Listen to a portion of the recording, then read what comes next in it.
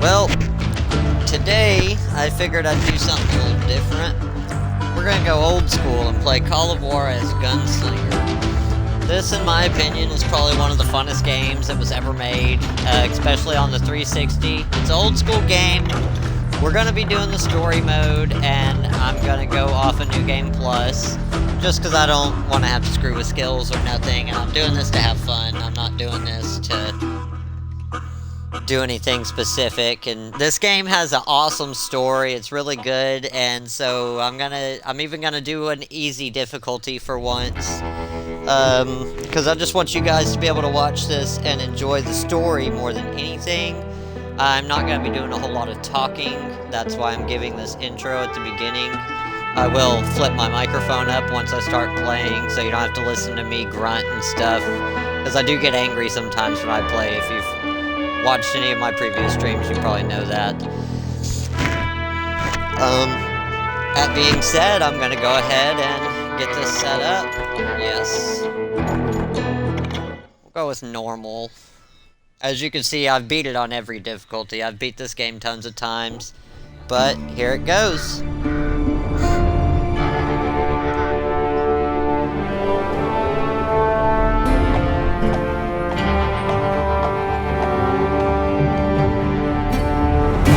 Whoa, easy, boy.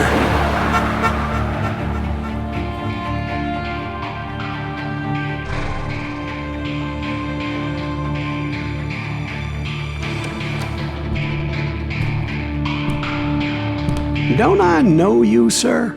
Don't believe so. I haven't been here in many years. Name's Silas Greaves. Silas Greaves? The bounty hunter? Used to be. What are you doing here in Abilene? Just passing through. Got a little business to take care of. Well, sir, it would be an honor if you would allow me to buy you a beer. Hell, son, it would be my honor to drink it. I'm Molly. Howdy. I'm Dwight. That's Jack and Steve. Ben's behind the bar. Oh, I bet you got some great stories. A couple. Any of them true? Jack, be nice. A few. What about your shootout with Henry Plummer's gang in Bannock, Montana? Is that where you started as a bounty hunter? That's what it says in this here dime novel. Don't believe everything you read in them dime novels, boy. First man I hunted was back when I was riding with Billy the Kid. You knew Billy the Kid? Damn right. That scrawny son of a bitch had no fear. Wouldn't back down for nobody. I heard he collected the 10 stars off any crooked lawmen who crossed him. It was a war, boy. The Lincoln County War. And Billy promised his regulators would take the life of every bastard who helped bushwhack John Tunstall. Kid had a big chip on his shoulder and a hair-trigger temper. Made him dangerous as hell.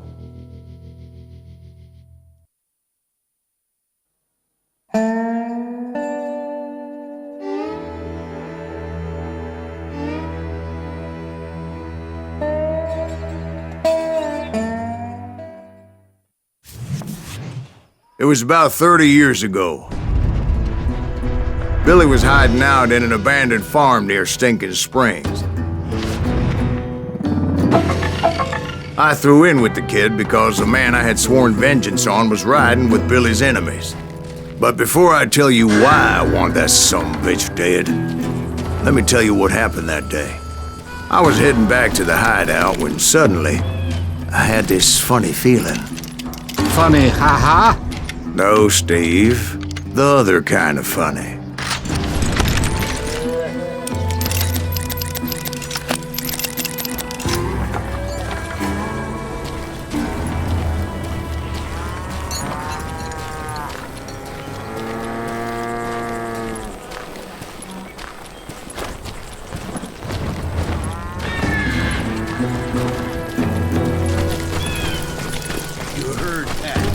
Stay here and keep an eye on the road.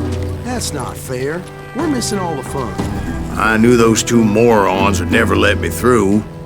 I had no choice.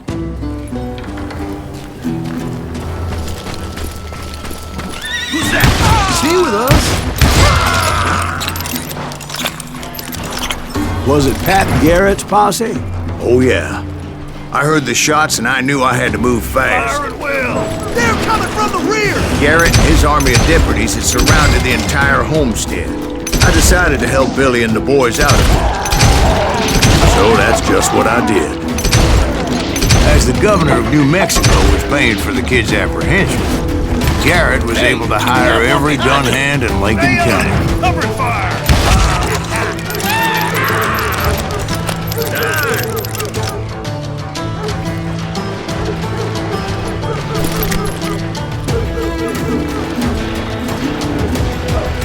I want you down!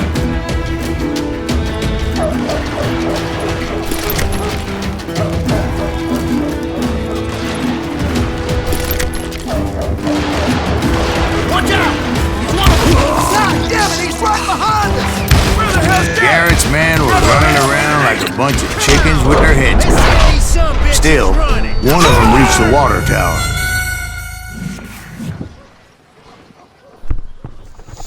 I would duck the wrong way first time, right out the gate.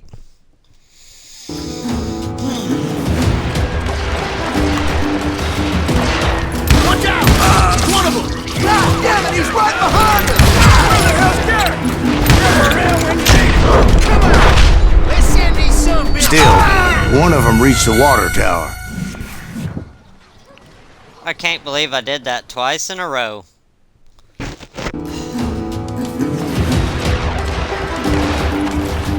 Watch out! He's one of them! God damn it, he's right behind us! Where the hell's Garrett? Never around anything! I got him! Let's send these some bitches Still, running! one of them reached the water tower. Not a bad idea. It would be a turkey shoot from up there. Luckily, these shooters Garrett hired weren't the sharpest tools in the shed. The right position is very important. Personally, I prefer to be on top. Oh, you do, do you? Indeed, darling. But where was I? Oh, yeah. A lot of them were saddle tramps or sod busters or drunken drifters looking to make a few bucks.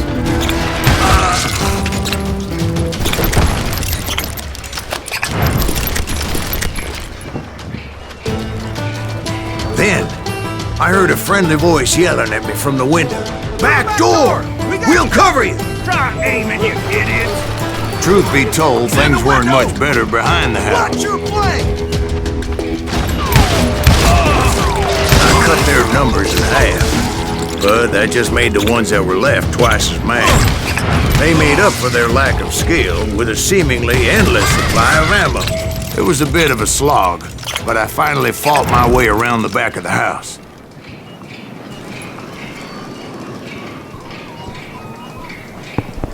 Alright, if you guys can't tell, I'm outrunning the story, so I'm gonna have to slow down just a slight little bit.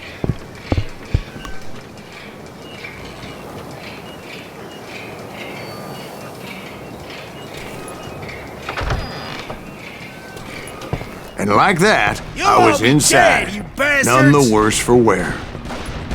I passed Dirty Dave. Deader than a rat in a trap! And upstairs, I found Billy and Charlie Beaudry. You down. How about that? Huh? You like that?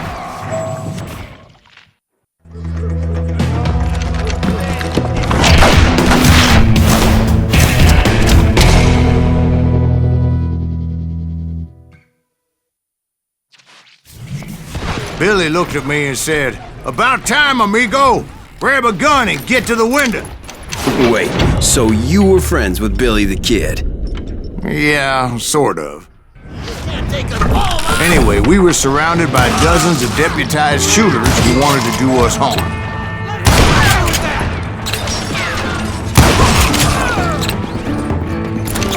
Billy's worth $500, dead or alive.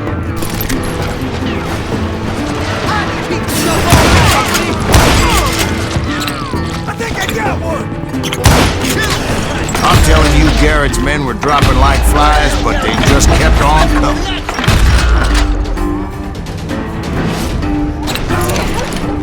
That's when Charlie got hit. "They're catching us in a crossfire," shouted Billy.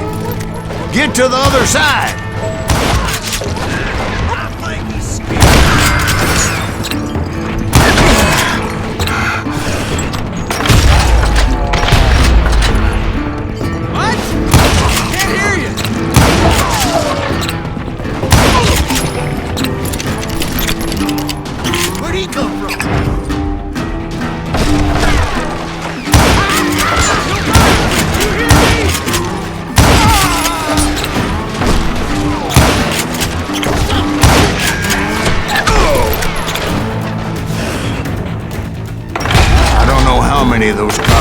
names I personally put down, but it was pretty clear, even to Billy, that maybe discretion was the better part of valor. What's that mean? It means that it was time to cut and run. They got a Gatling, Billy shouted. Get the horses and bring them round back. I'll draw their attention.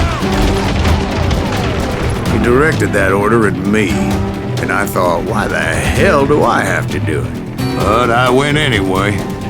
Dumbass that I was back then.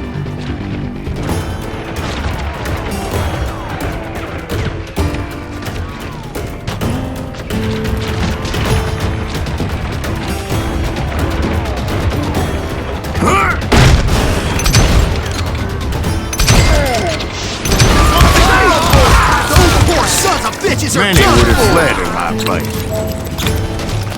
But I had that false sense of invincibility that many young men have. Like Jack here. What are you saying, old man? Jack, he's just joshing with you.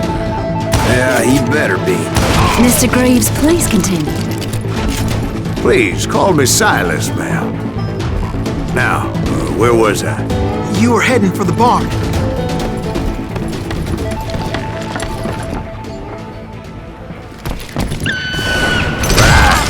Making my way past a passel of fallen foes.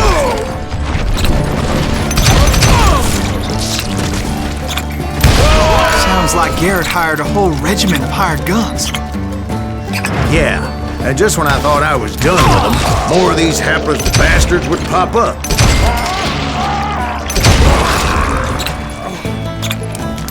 Finally, I had the stables within my reach.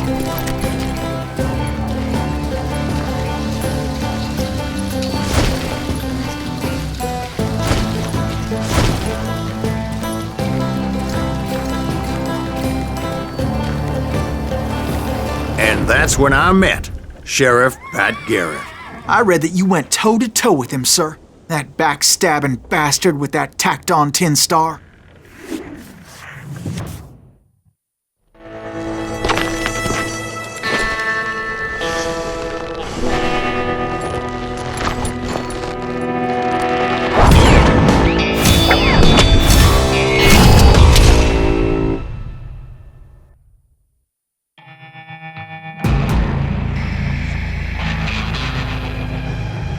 Challenged him to a showdown.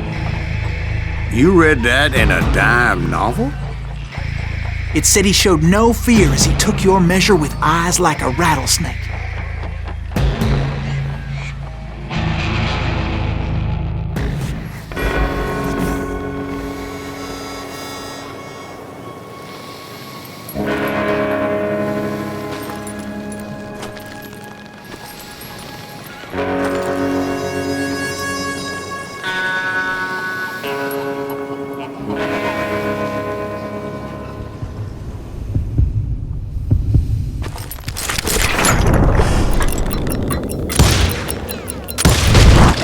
And that you killed him in a fair fight. Is that what that Penny Dreadful said? No, boy. That ain't what I meant when I said I met Pat Garrett. So let me start again. I finally reached those damn stables.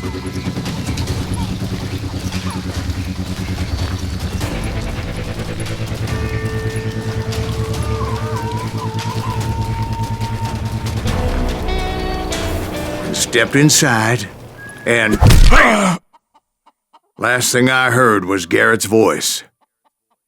That's not Billy. And go on, how did it end? And, boy, that was just the beginning.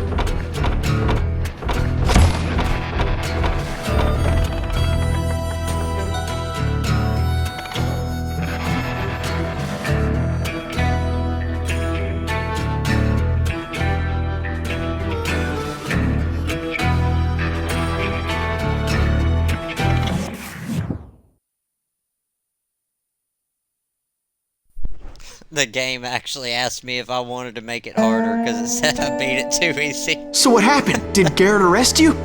Yeah, after I came to, the bastard had clocked me with his Colt.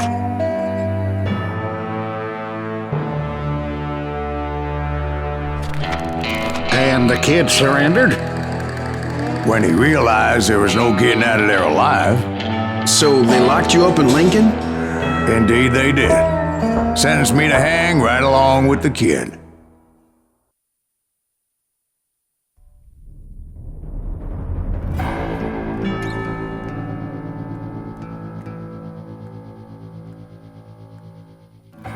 It's important to know that I was only riding with Billy so I could find the bastard I was after.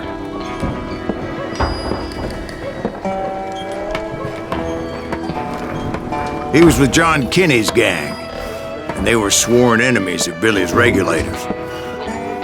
Why were you after him? I owed that son of a bitch a bullet for what he had done to me and mine. Instead, all I got for myself was a goddamn death sentence. Luckily, it was right around then that I heard Billy make his move. He shot Jim Bell and a few other guards as he made his getaway. Later, they wrote that some lady friend planted a pistol for him in the privy. What the papers didn't say is that Billy helped me escape too.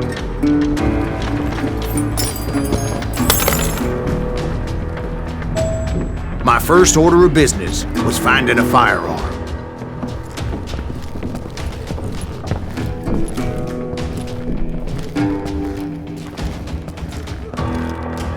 Luckily, I located Deputy Bob Ollinger's mean-ass shotgun.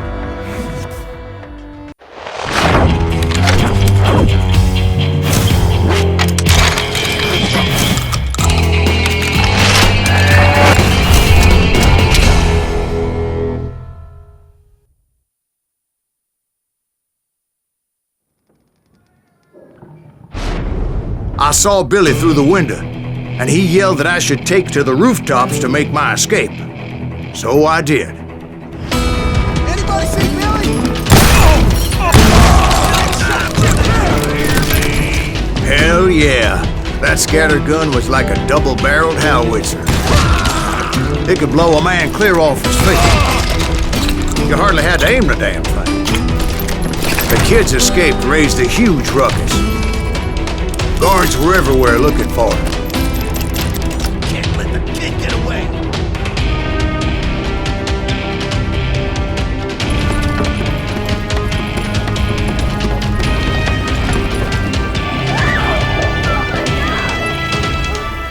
Anybody see him?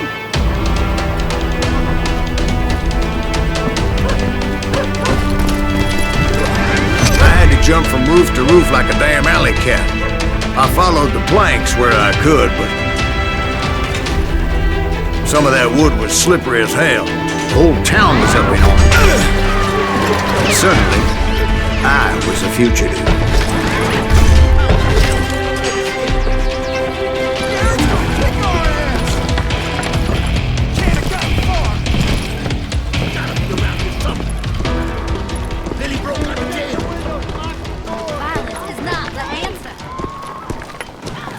So that bastard you were after, what did he do? He did me and my family a grievous harm. But I knew if I was ever going to find him, I would need to get my ever-loving ass out of there. I tried to be stealthy and sneak my way past. Where'd he get you? This town doesn't have a moment's peace.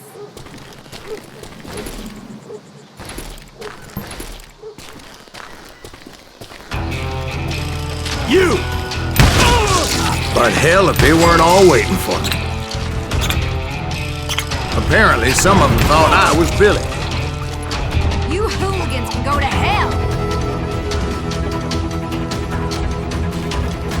Let's do this! He's in town somewhere! See, me and the kid shared a certain similarity in build and coloring. I was just glad I had Deputy Bob's mean-ass shotgun.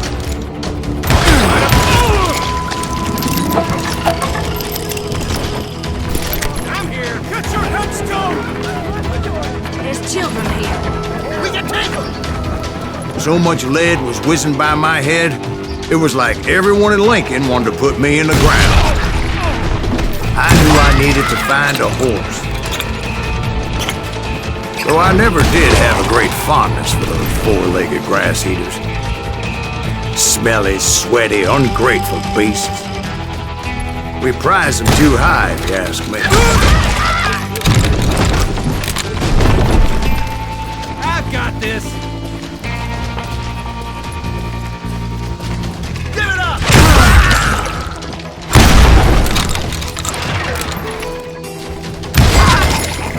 You're threatening the lives of innocent people.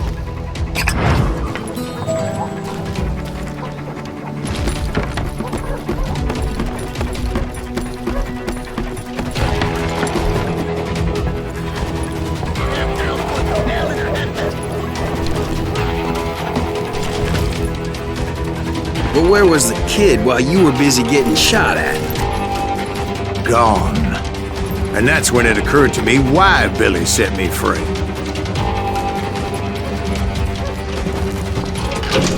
Got that son of a bitch!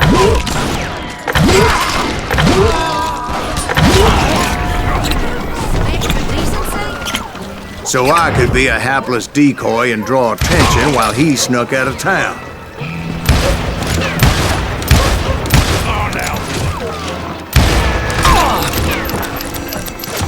I knew if I made it out of there in one piece, no one would put a price on my head. Because everybody in Lincoln would be dead? No, because they all thought I was Billy. And all that blame would fall on him. Meanwhile, Deputy Bob Ollinger was organizing a posse to put me down.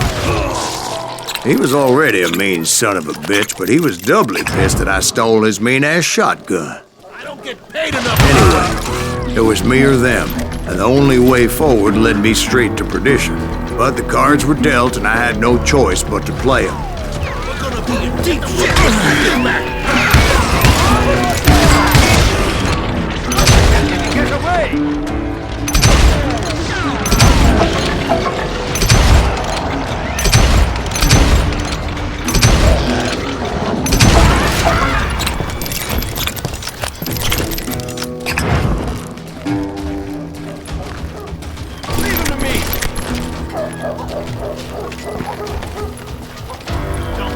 Get away!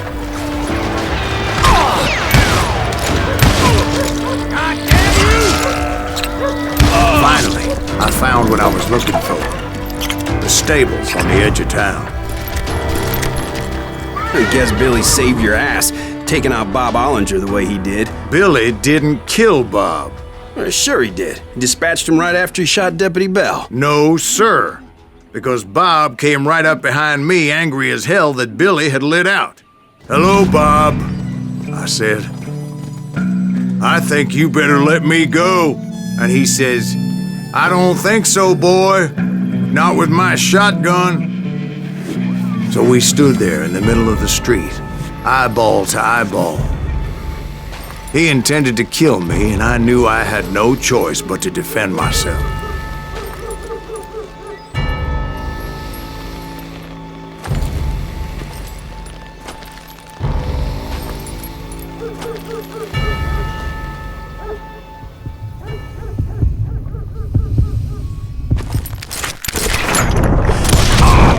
I killed him in a fair fight. Everybody saw I had no damn choice. Well, Lincoln got a mite depopulated that day. Pat Garrett gunned down Billy 3 months later, so his escape was all for naught anyway.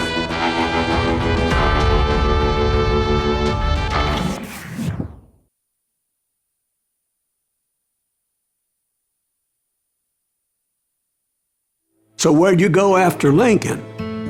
Mexico. Until I realized nobody was looking for me.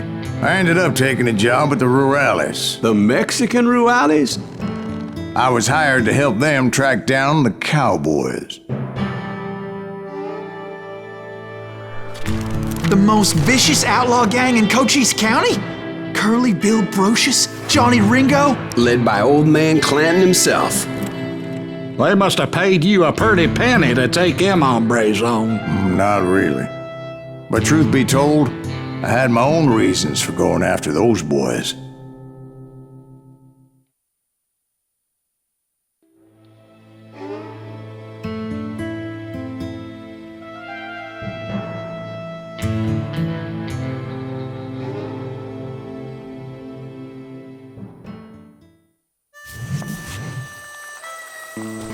So was the bastard you were after now riding with the cowboys? Roscoe Bob Bryant was his name. Oh. But no, this time it was a different bastard I was after. The aforementioned Mr. Ringo. And yes, he was working for old man Clanton.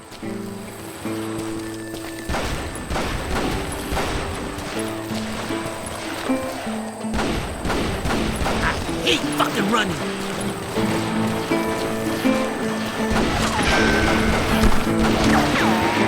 I came upon them robbing a stagecoach, which wasn't surprising, being they were such murderous thieves and bastards.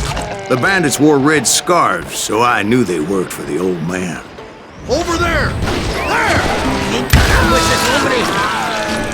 I did my best to help those poor passengers.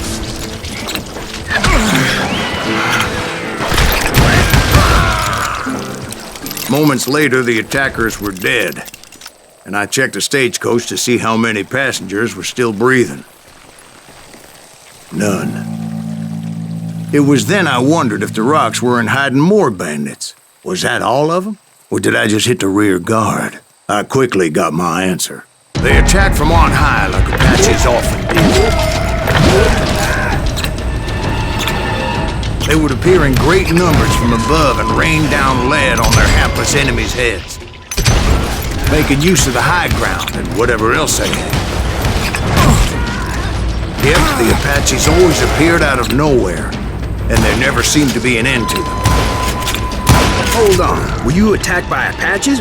What happened to the cowboys? Did I say they were Apaches? I said Clanton's cowboys attacked me Apache style. I was in a pitched battle, but I was holding my own against an overwhelming enemy force.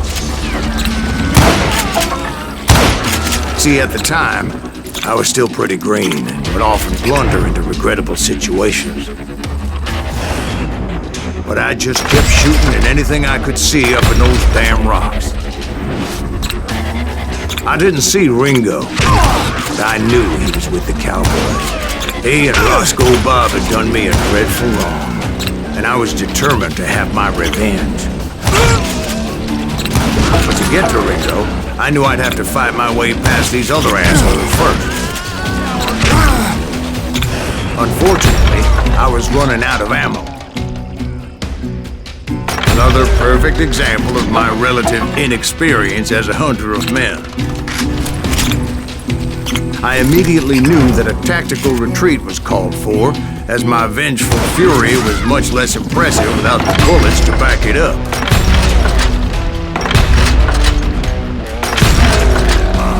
Shoot that fucking son of a...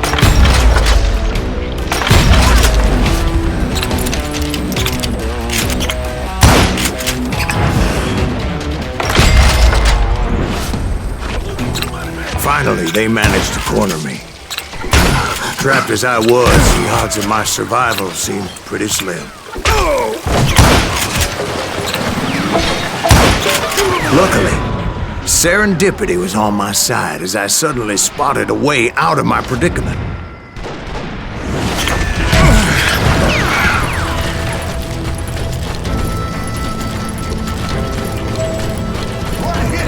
I ran ahead as if the devil himself was after me.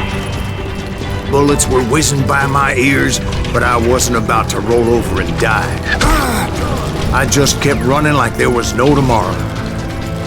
Because there wouldn't be if Clanton and his men caught up with me. As I was scurrying around those caves, I thought, what was I thinking? Going up against a gang like this?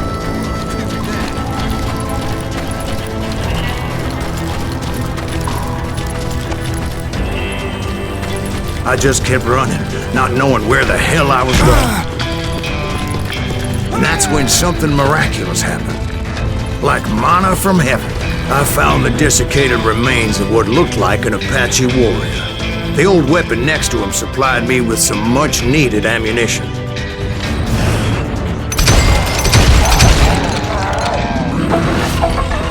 Pat Masterson once told me it was more important to be lucky than good. And he would know. And imagine my surprise when I found a fistful of dynamite to go along with that ammo. That stroke of good fortune evened the odds and bolstered my confidence. It was time to turn the tables. Time for the prey to become the predator. Time for the hunted to become the hunter. Time. All right, Jesus, we get it. They were right where you wanted them. That's right, Jack. I was done running. And the old man's boys were not expecting that. No, sir. I came at them like a wildcat. My fury knew no bounds.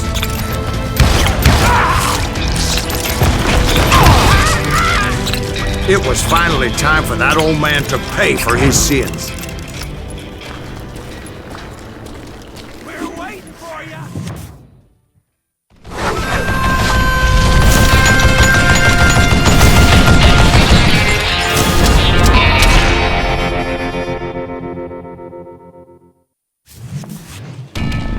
I yelled out at the top of my lungs, "Clanton, I'm coming for you!"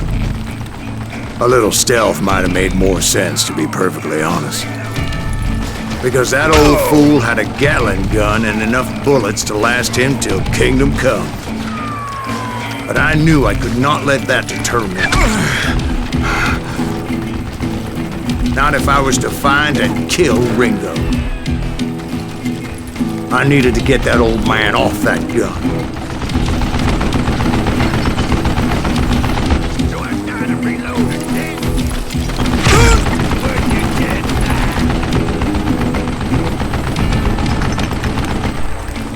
Now it's worth noting right here that you can go to the right also, but if you go to the left, you have a lot better chance of surviving, so always go that way. That's actually the one exception to the rule in this game. Most often, the path to the right is always the safer bet, but in this case, the path on the left is the better one. Most everyone thought it was the Ruales who had come up against him in Guadalupe Canyon, but it was just me.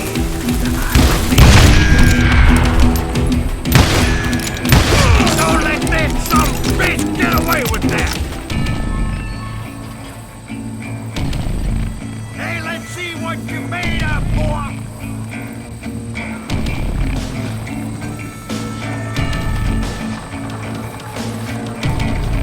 I'll throw you right out of there! Had to grab a drink.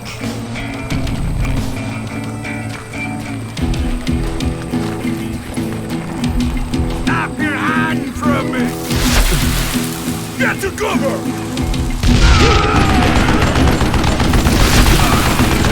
Wait! Goddamn!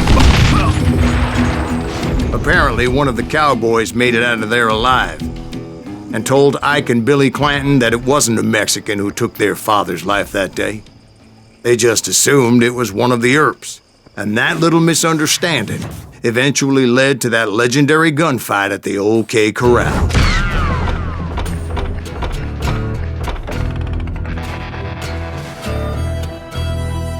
Now, just in case we've got some ultra gullible people out there who know nothing about American history, everybody they're mentioning are historical characters, but this is obviously a work of fiction. None of this really happened. And the story is being told from Silas Greaves' point of view of recollection. And it's obviously probably embellished.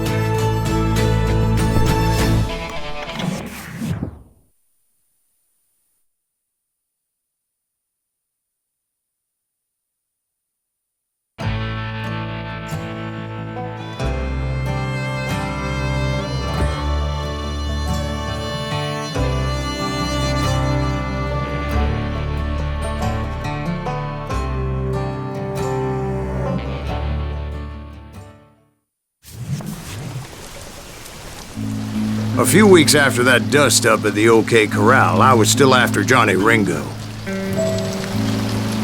I had tracked him and the cowboys to their hideout at a sawmill, and they were loaded for bear.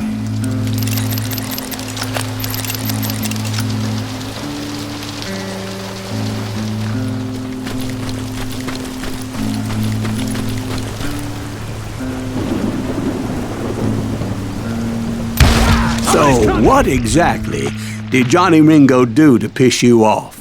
Well, him and that other bastard. Roscoe Bob Bryant? Yep. They both deserve to die, and I promise I'll tell you why. But first I need to tell you about the Cowboys' new boss, Curly Bill Brocious. Herb's coming! Get ready, boys.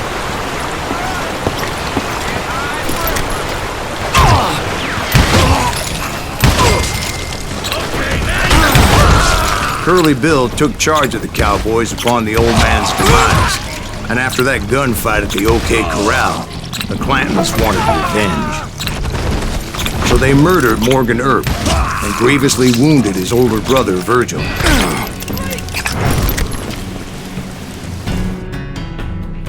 Now that is a true fact. The Cowboys did murder Morgan Earp and shoot Virgil in the back, bushwhack style. It had nothing to do with Silas Greaves, obviously. It had to do with the fact that Wyatt Earp and all them did in fact kill Old Man Clanton. Kill him! Wyatt and Doc went on what became known as the Vendetta Ride, hunting those outlaws down. So when I showed up, that's who they thought I was.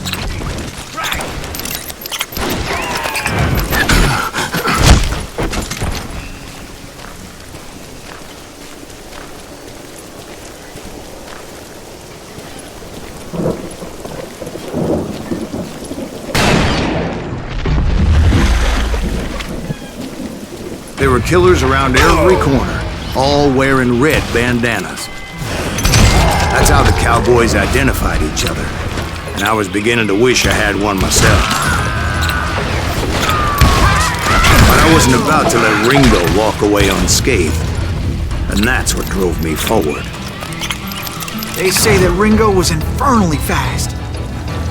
I hardly saw anyone faster, boy. Certainly not Wyatt Earp. That man was all hat and no cap. Earp wasn't much of a match for him, but Doc Holliday might have taken it.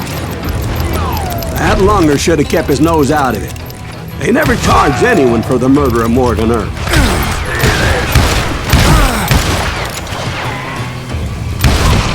But everybody knew that Curly shot him in the back. That was common knowledge. Yeah, maybe so. But Ringo had nothing to do with it. He was just being loyal to a friend. Is that what you call it? Being loyal? Well, to get to that loyal friend, I had to pass by some buzzsaws as big as a man. Shot that fucker like 5 times. And we're on the easiest difficulty.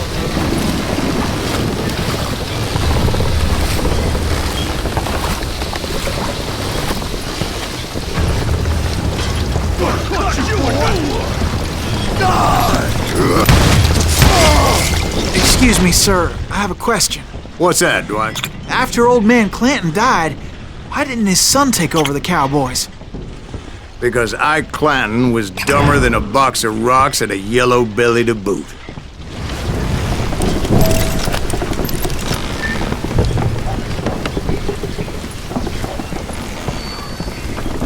Now, where was I? Taking down the entire cowboy gang single-handed. Indeed I was, Jack.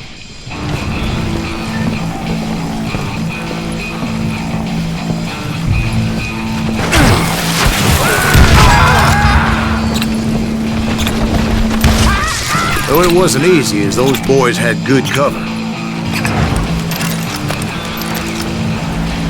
You bastard!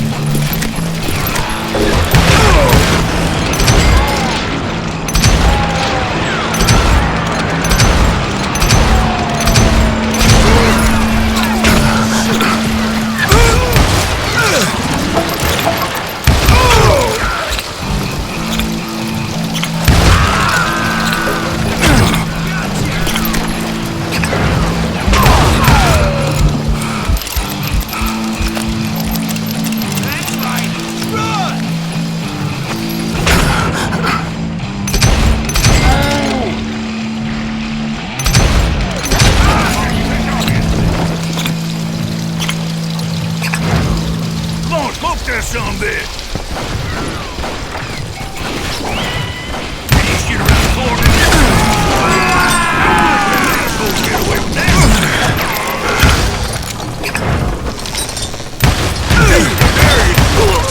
There were carts everywhere, piles of lumber, and God knows what else for people to hide behind. That really was one hell of a sawmill. Quite an impressive operation.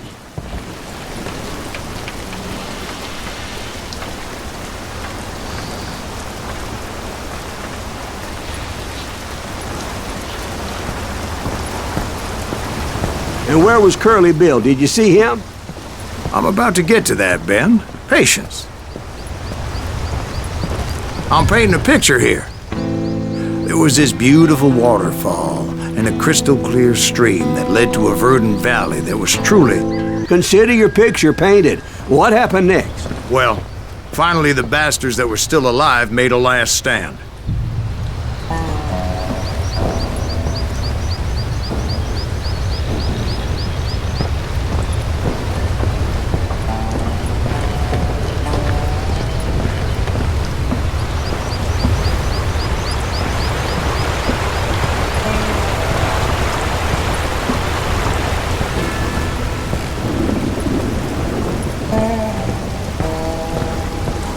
Curly Bill, Johnny Ringo, and his compadres took off into the lumber yard, and I followed after.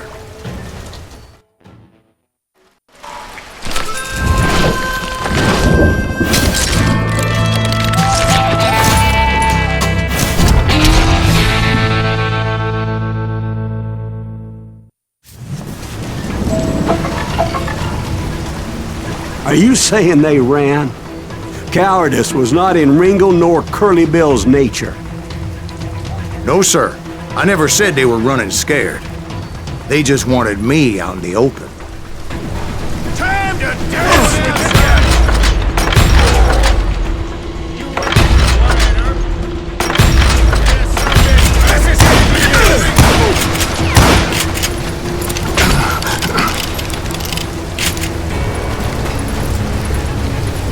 This ain't my day to die!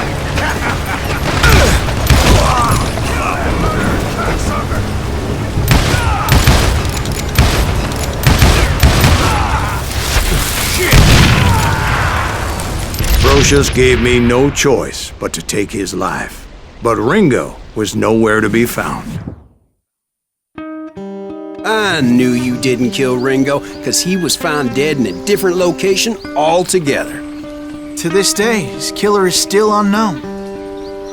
Indeed. Took me a few months before I finally tracked his ass to West Turkey Creek Canyon.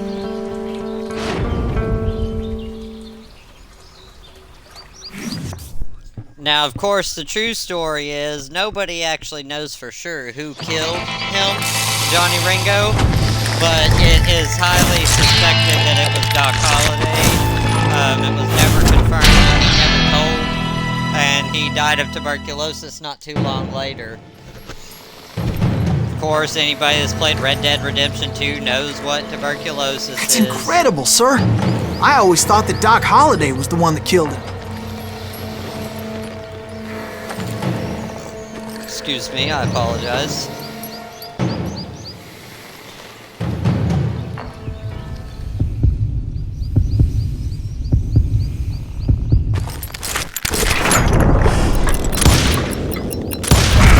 Shit!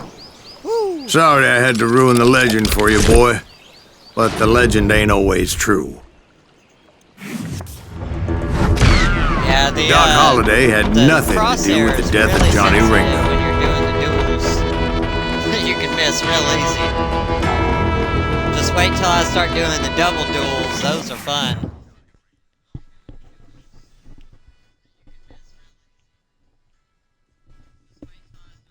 I was paid a healthy bounty for Ringo and Curly Bill, and realized there was real money to be made. That's why I went after Henry Plummer.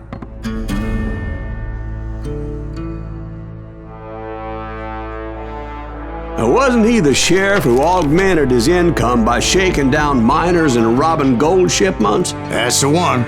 Oh, yeah, I remember him. He ran that gang of thieving outlaws called the Innocents. So it's true that you went toe-to-toe with him? Indeed I did, son. Indeed I did.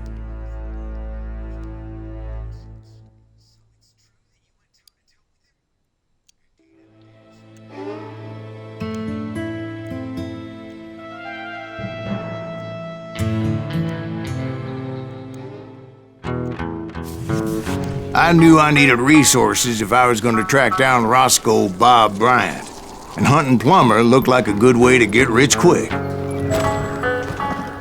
As the local vigilantes exposed him as the leader of the bandits, and put a generous price on his head. Plummer rallied his gang to plunder one last gold mine before making their escape, and that's where I thought I'd find him.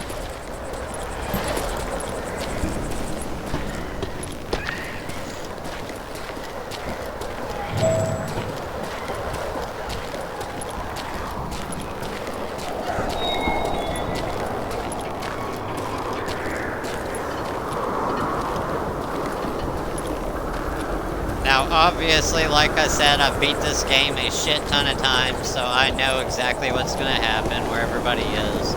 That's why I'm creeping right now, so I can get this guy before he lets all them know that I'm down up here. It makes me nervous. And so now there's only 7 chapters in this game, and I intend to beat it on this stream, so I don't have to stream it twice, but we'll see what happens. As my late father pointed out to me more than once, God made men, but Samuel Colt made them equal. Who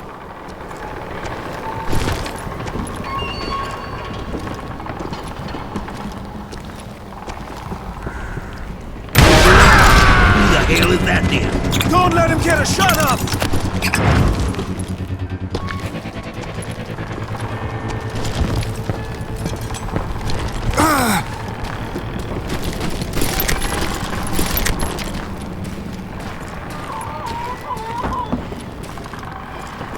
I knew that dynamite wasn't mine, so I decided the polite thing would be to return it. It was the biggest gold rush since Sutter's Mill in '48. Unfortunately, prospectors weren't the only ones drawn to those riches. There were thieves and killers, robbing travelers and hijacking gold shipments. Like those that ran with Plummer. Some were just regular folks I knew from town, drawn by greed and easy pickings. Charlie Crow, the blacksmith. James, who worked in the stable. Sam and Jeremiah Barber, the butcher's sons. Ordinary citizens who lived a double life. Stealing and thieving and murdering their neighbors.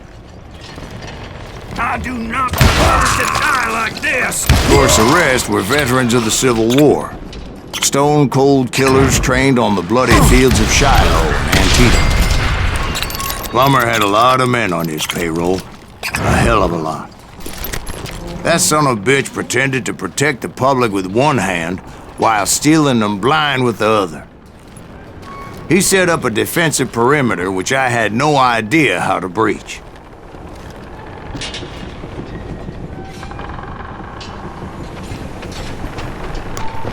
This is ours! Can't hear you! Dangerous, desperate individuals. I was outnumbered and in way over my head, but I was too damn stubborn and stupid to realize it. They must have thought I was tough. Or had some kind of death wish. Seeing as there were barrels of gunpowder everywhere. Damn, that sumbitch snuck up on me. I didn't know he was over there. One stray bullet, one stray spark, and I'd be blown to hell and gone. Did I have any second thoughts about what I was doing? I thought I was some kind of hero.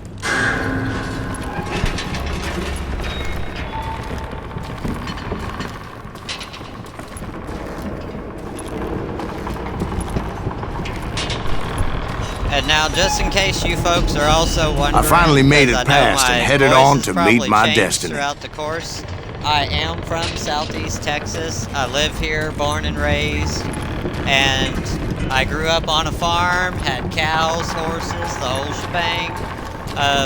The accent stays hidden, but because Silas Greaves has an accent, it's going to make mine come out.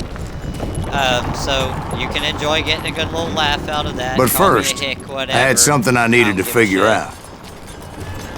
My girlfriend loves to mess with me about it, especially when we go visit my family, because it's really bad when I come home. Now, I do want to try an experiment here. See if I can deviate from the story and manage to kill this sumbitch before he blows up the freaking gunpowder in the mine. I've never I had been a few able to pull it ideas on off. how to get into that mine, but once I made my decision, don't I even know knew if there it's was no possible. turning back. So my first thought was to enter the nearest mine portal. I saw an entrance. Made sense. It was the quickest way in, but that also made it more dangerous, as there would undoubtedly be enemy pickets posted along the way. Get out here! Do you know who we are?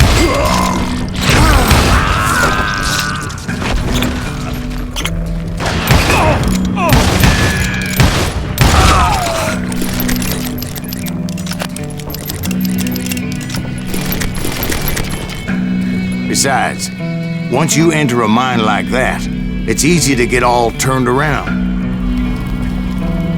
And that confusing maze of corridors wouldn't even be the worst of it.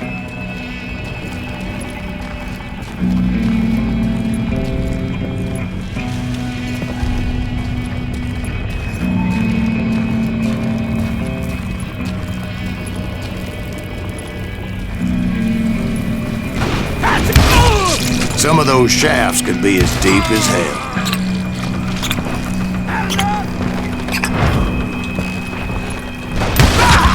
A single stumble or misstep can easily end in a deadly plunge to oblivion.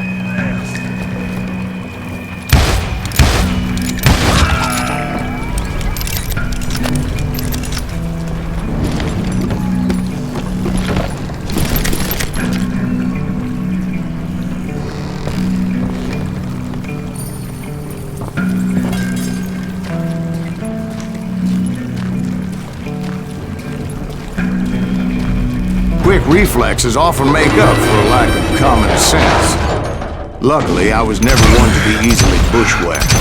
I would just need to be careful not to blow myself to kingdom come.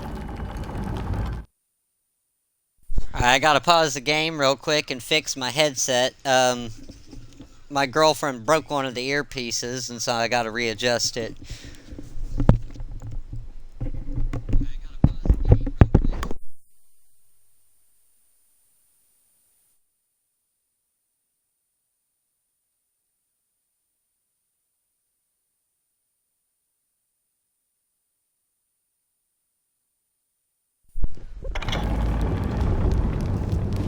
Alright.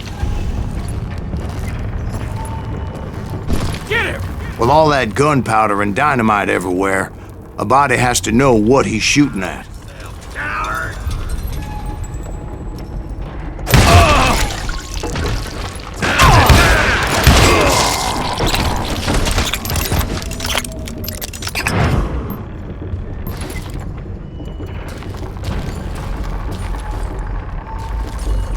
He's gonna pop up right here behind this box. One wrong bullet could have turned that mine into a dad-blasted tube. Nope. It's impossible. Okay. I freely admit that my plan of attack was not just moronic, but clearly insane.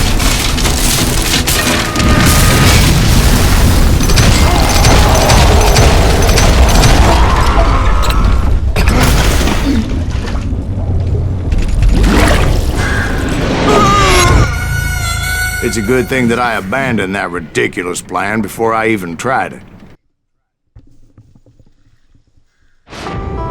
Instead, I spotted a ladder, a way into the mine from the opposite side.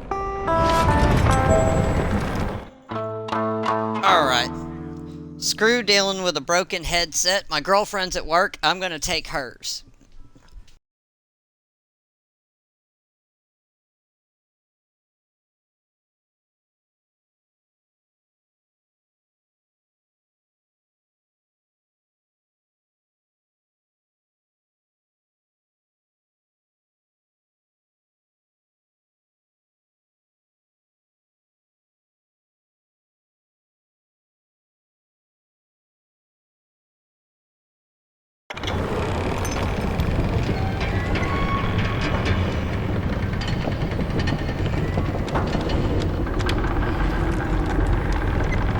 Okay.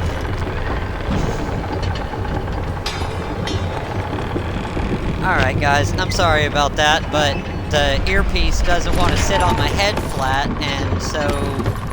It was a long way bugging me. around, but It that was approach seemed irritating more me. sensible at the time.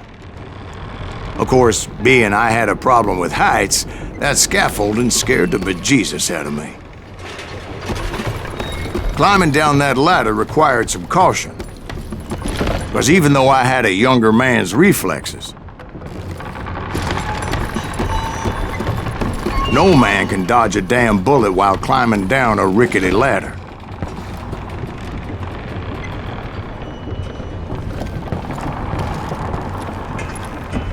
I needed to make a leap of faith, which ain't easy when you're suspended between heaven and hell.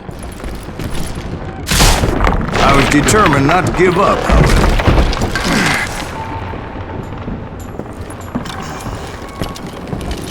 As Sheriff Plummer seemed quite the despicable character. When the vigilantes discovered what the sheriff was up to, people were outraged. That 10,000 they put on his head would go a long way to helping me find old Bob. And I had made it my mission to settle that score come hell or high water.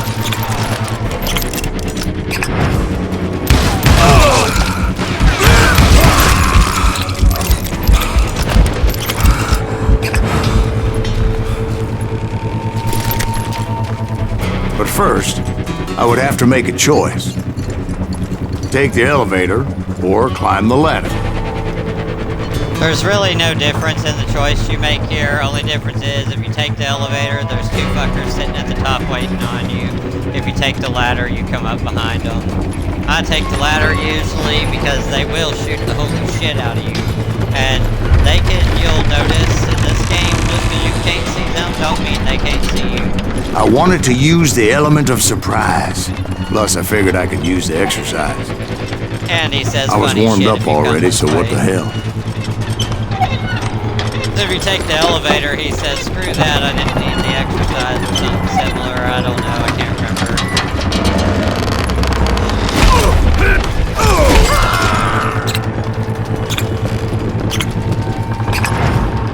Plummer was a mad dog killer, and the people of Nevada City deserved better. Oh shit!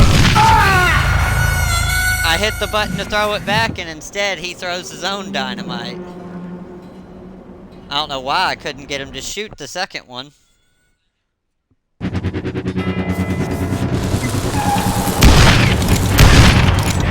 we go. Son of a bitch. Well, he was the sheriff of both places at one time or another, but that's neither here nor there. The point was, taking him down would save a lot of lives, including my own. I wonder how many times this jerk's gonna manage to kill me before I beat him. He constantly throws dynamite at you, and it gets really hard to shoot it out the sky when you're getting shot by him and all his little minions.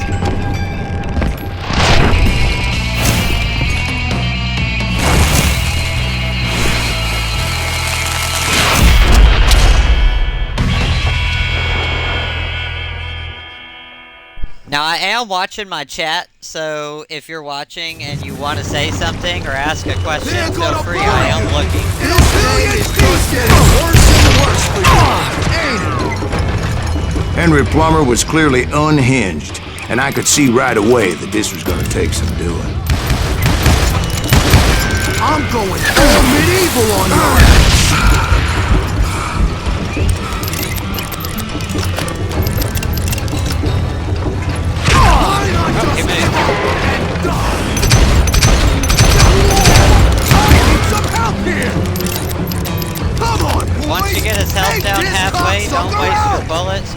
wait on him to run off and call his little buddies. Once they come out, you kill them, come back out. But if you continue to shoot him while he's running away, you just waste the bullets. Shit, left. I almost ducked right.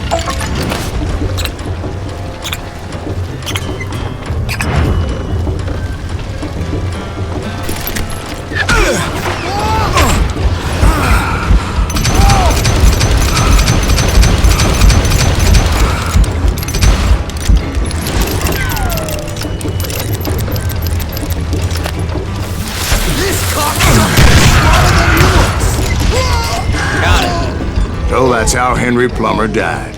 Him and his crew were worth their weight in gold. And now, I was officially a bounty hunter. Now, like I said, I'm more concerned with you guys getting to enjoy the story than... I normally play every game I play on the hardest difficulty. This one you actually have to beat to unlock the hardest difficulty, but I've done that. So, did you finally go after that Bob feller?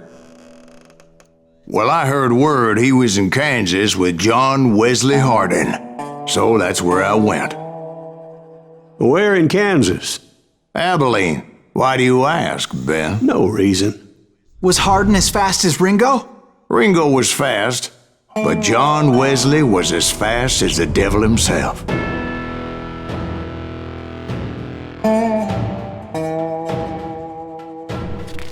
Hell, he killed his first man at 15. From that day forward, he had a price on his head and wouldn't back down for nobody, not even Wild Bill Hickok himself.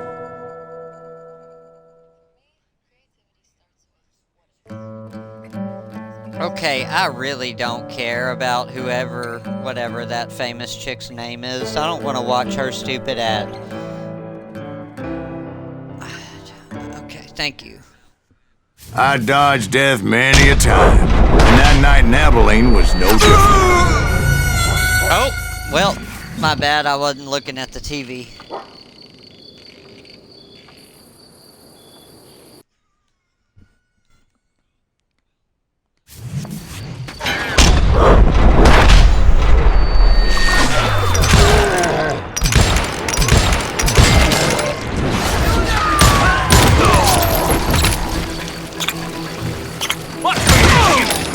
I was there with the intention of finding that bastard Bob and collecting the bounty on John Wesley.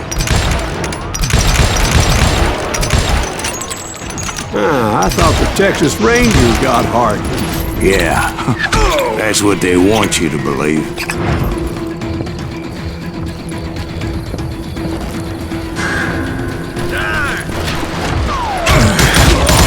It was cold and a witch's tit and a brass bra that night as I fought my way past his loyal compadres. Asshole.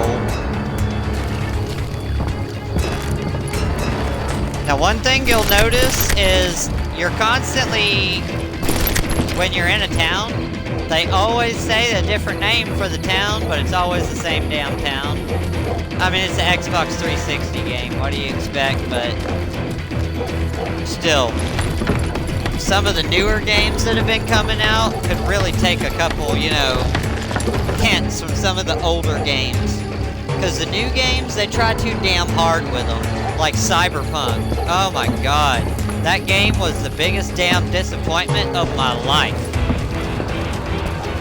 I didn't even beat it. I'm not even close to done with it. Because I got tired of doing the missions and not having the very skill I same needed saloon we're sitting in today. to be able to open a door or some bullshit. It's buggy and got 5 freaking cars driving on the road in a city that's supposed to have millions of people living in it. That game was bunk.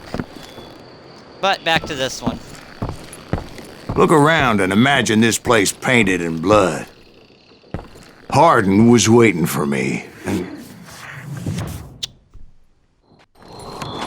I hate when it cuts off the middle of what he's saying to do the next scene. wait, I'm jumping the gun here. Let me back up and give you some background on this sumbitch. He deserves that much. Don't you think so, Ben? John Wesley Hardin was a killer. By the end, he confessed to taking the lives of 42 men. Fathers and husbands, brothers and sons, men with families who cared about them. Families who put up money in hopes of finding justice.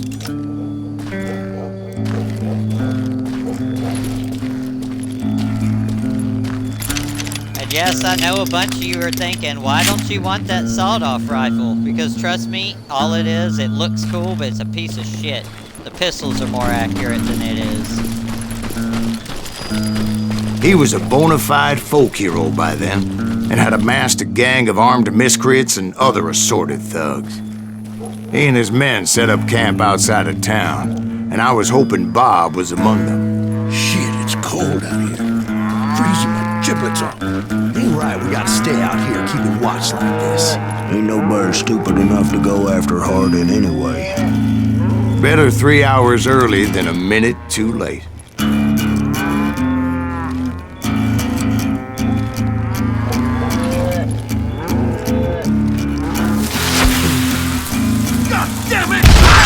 Son of a bitch! They didn't ask why I was there. They knew. As most of them were wanted as well. I had to spill a lot of blood to find out Hardin wasn't in that camp. He was carousing in town with his closest friends. Hardin's boys apparently didn't want me to reach the Bull's Head. Some were hightailing it into town to inform their FA of my unwelcomed presence.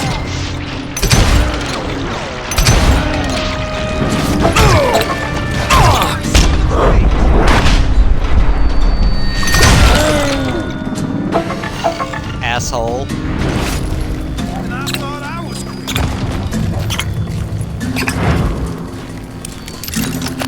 Hide, you billy-livered son of a bitch.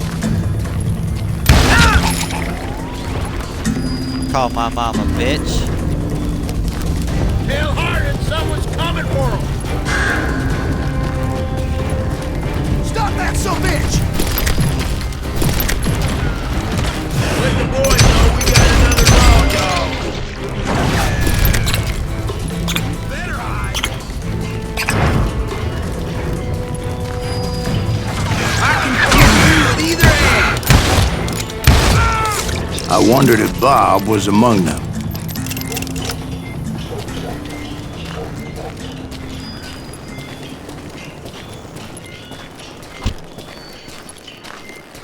And I steeled myself for the fight ahead. For as good as I was, deep down I wondered if John Wesley wasn't just a little bit better.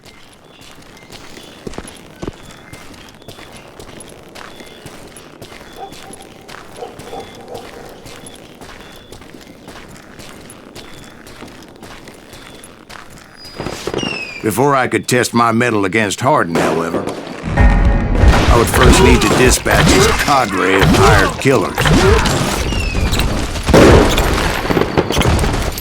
Most of these degenerates were beyond redemption, but John Wesley might have been a different story.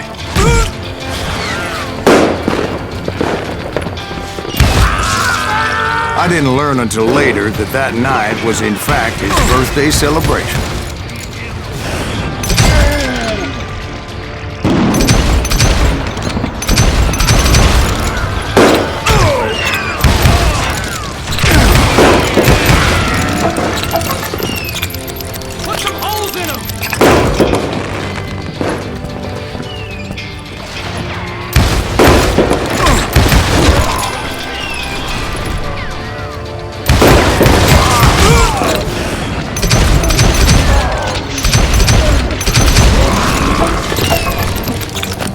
I think I already mentioned that I found Hardin in this very saloon. Oh, come on! Really? I'm stuck on that?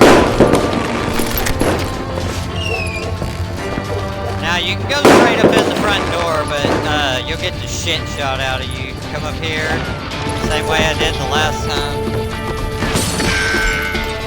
Now, if you are actually playing this game, because you can still get it, I believe, if you hop right here, you can jump off onto that ladder, It's hard, but you can do it. And there's a collectible up there, but I only remember that because it's such a unique one. It's in a weird spot. All the other ones, don't get me lying to you where they are. Suffice it to say, nobody there was happy to see me. Fuck that. In fact, I felt a certain hostility.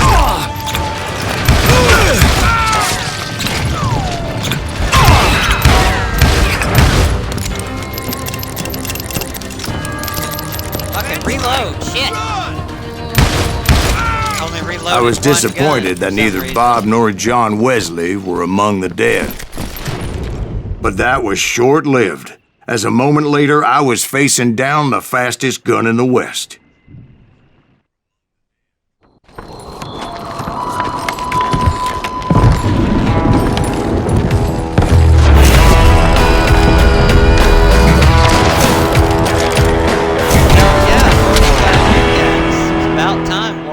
Gave us a good drop for once.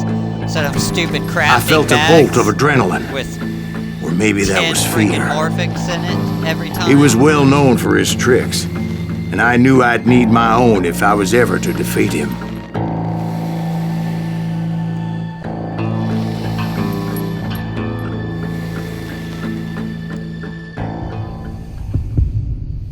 Shit.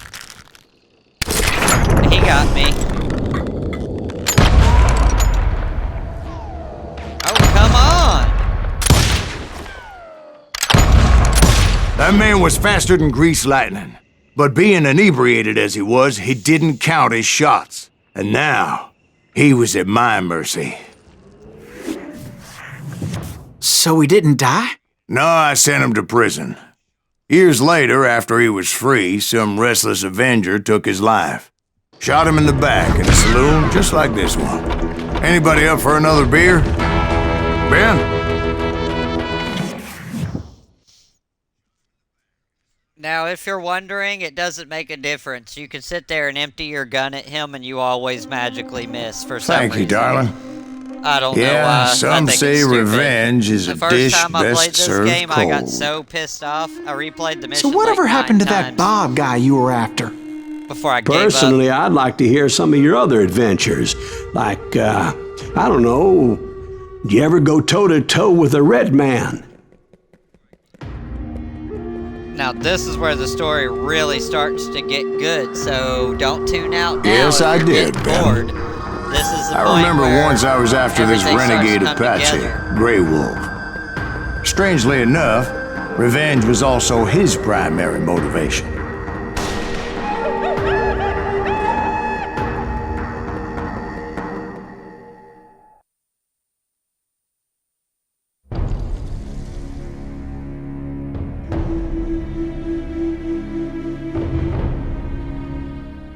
A bounty was put on Grey Wolf's head, and that's how I came to hunt him in the mountains. Mountains so high they tickled the nether regions of heaven.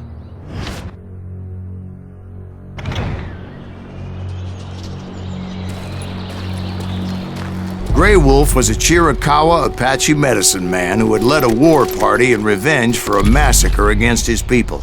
The U.S. Army had attacked his tribe during his daughter's sacred sunrise ceremony, and the slaughter was unspeakable. I understood his anger, as there's nothing more traumatic than seeing those you love die in a cruel and painful death.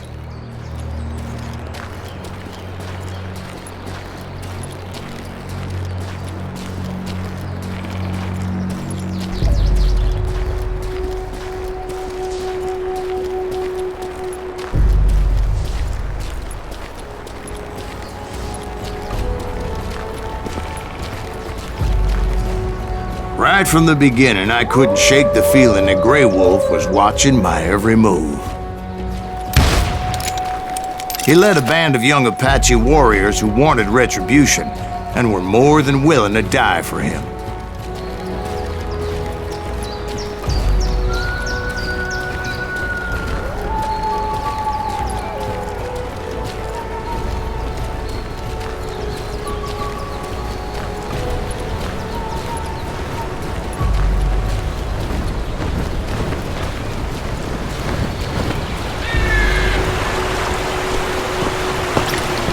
They saw me before I saw them.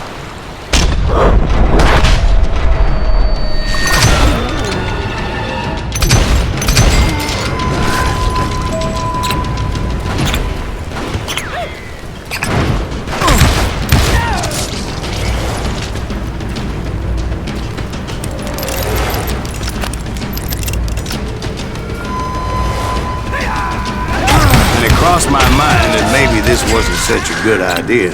But now that the shooting had started, there was no backing down.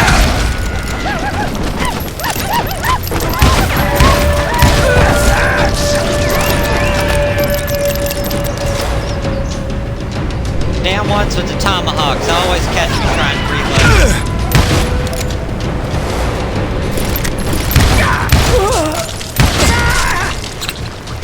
I know there's also a collectible in here when you come in here. I believe it's sitting right here. It might be on that table, but whatever. That's besides the point. This isn't a guide. I'm just playing the game.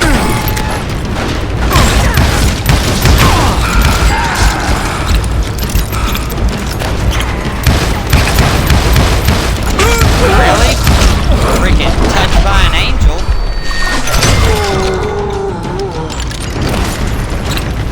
It was rugged country, the winter home of the Chiricahuas, and that's why they had retreated there.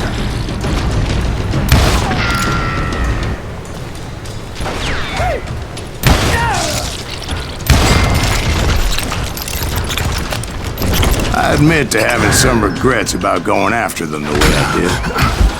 But then again, I got a lot of others.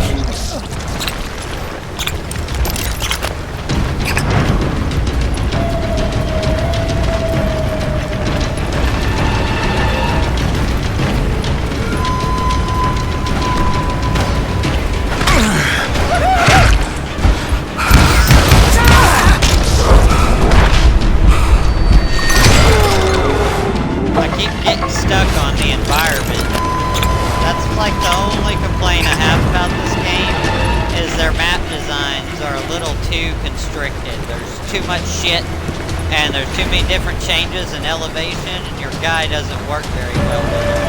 And he don't jump worth a damn. Did you find Grey Wolf? Not at that moment, but I did find the entrance to their hideout.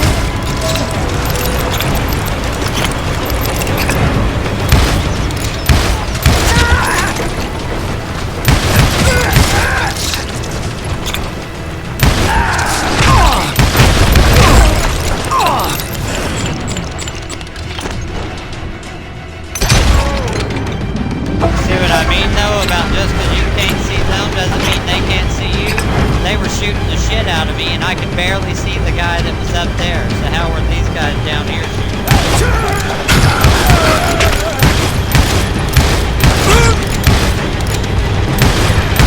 Asshole. A deep crevice that led to a deeper cave. Don't tell me you went in there.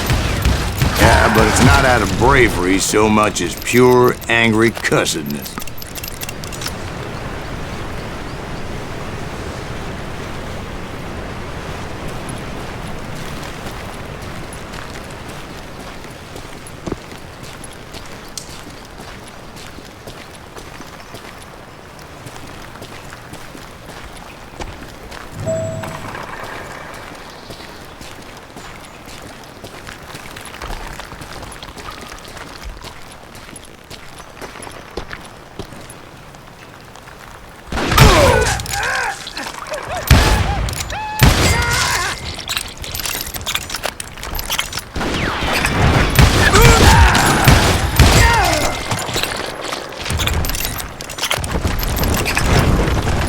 See, back then, I had a stubborn streak a mile wide, and I wasn't about to back down. So it was like pitch black in there? Actually, it was pretty well lit, as they had torches on the walls.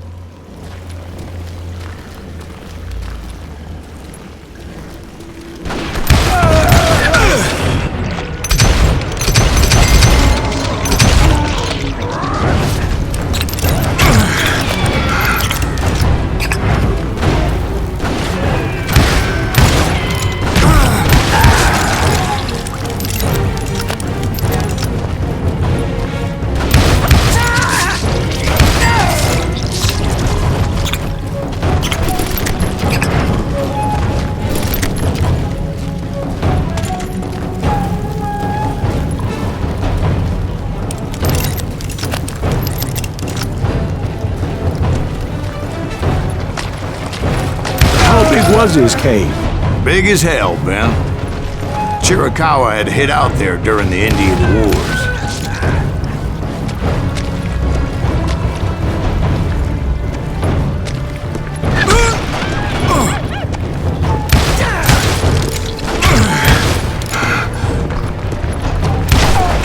They thought it was haunted with the ghosts of those murdered by the horse soldiers. The cave was haunted with dead Indian ghosts?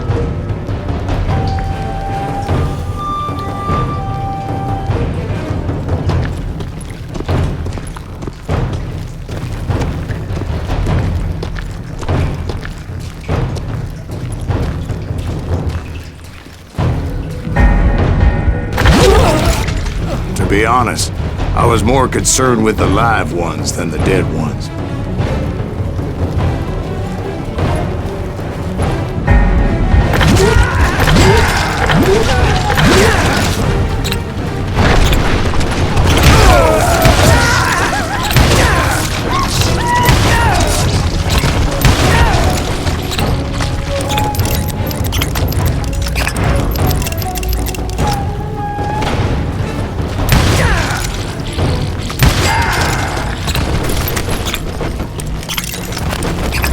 How come you know so much about engines? A few years back, I was married to 2 Mescalero women.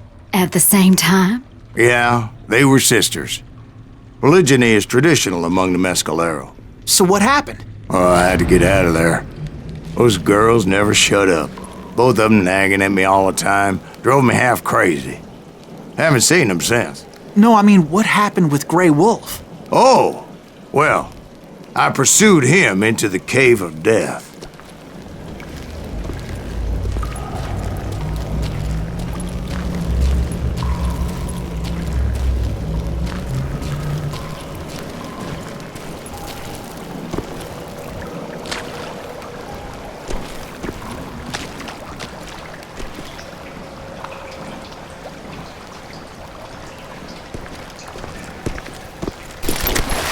I came upon this flooded grotto, and that's when I saw him.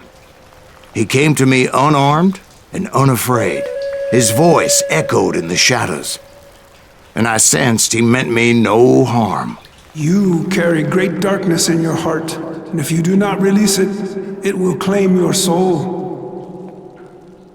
The sound of his voice put some kind of ancient Indian spell on me.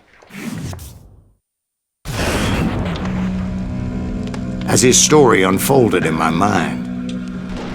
You will come to this place again and kill many more men, and the darkness will grow until it consumes everything that you are. The soul would have no rainbow if the eye had no tears. He said I was a great warrior, a coyote man, unequaled by any other pale-faced warrior, or something like that. The snakes will bite shadows of your past until a venom poisons your heart, and an echo of the song of the dead summons the spirits deep from within the mountains. I didn't quite get what he was saying, but there was definitely snakes. And indeed, his warriors surrounded me and attacked me like hungry wolverines. They couldn't stop me, though, and Grey Wolf wasn't in the mood for idle talk.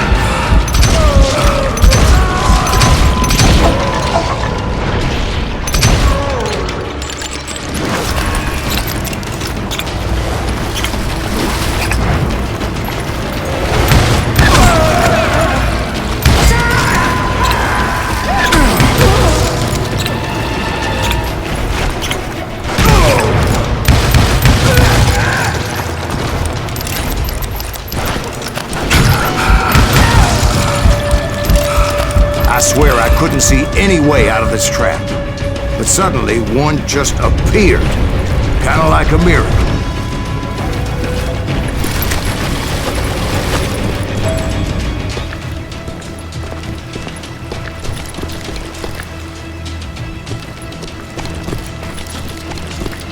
I felt like I would be lost in that damn cave forever.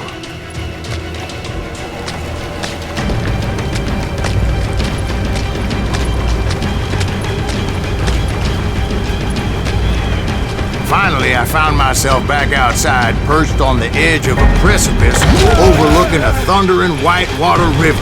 To get where I was going required several leaps of faith, but no way in hell I was turning back.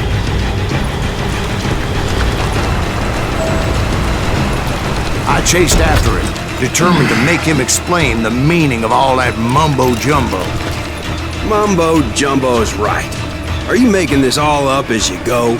A few details may be fuzzy, brother, but I am relating exactly what happened to me. There were dozens of Apache warriors aiming at me from on high. Dozens? Well, maybe not dozens, but there was a lot of them. At least 3 or 4. Well, more than that, little lady.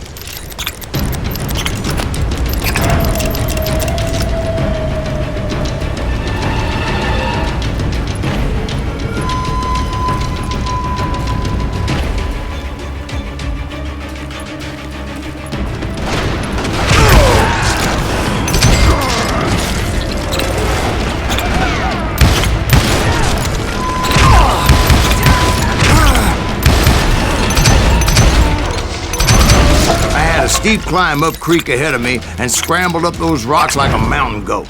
I was determined to locate Grey Wolf and find out exactly what the hell he was trying to tell me.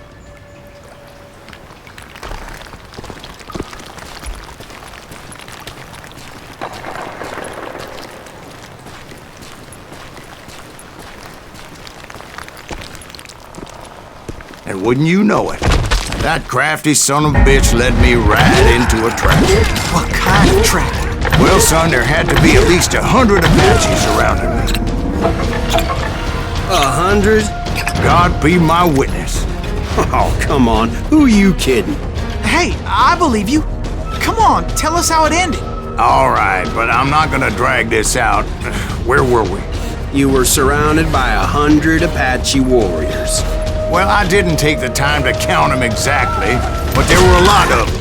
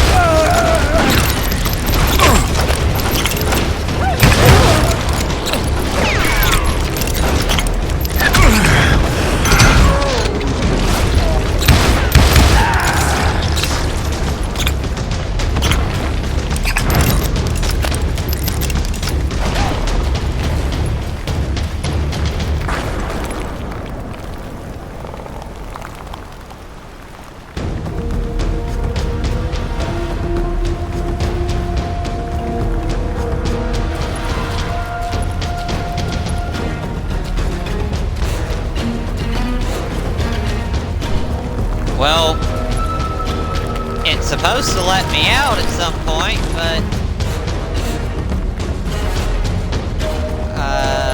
it's acting like I still got somebody to kill, but I don't see nobody.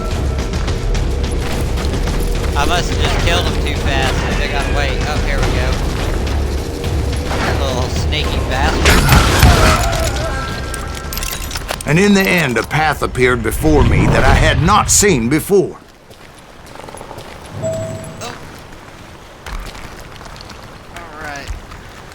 Check the progress of my drop on Warframe real fast. I need 2 more minutes, alright? I followed it as I desperately needed to find out what Grey Wolf was trying to tell me.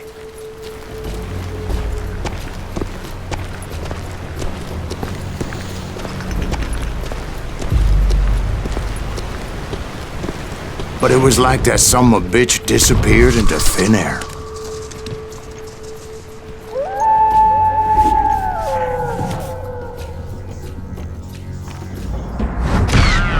never did find him. And never did collect my goddamn bounty.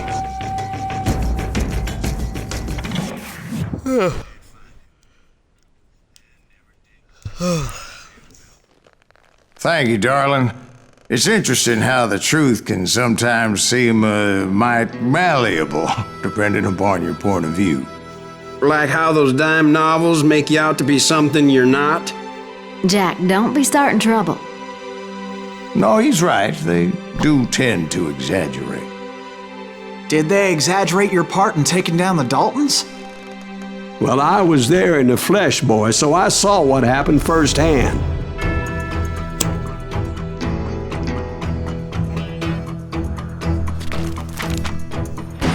Those Daltons were lawmen once, before they all went bad, robbing banks and trains clear across the territory. Until Coffeeville, of course. I was one of the citizens who took up arms that day. Fighting on the side of the right? I did my best, sir. We all did.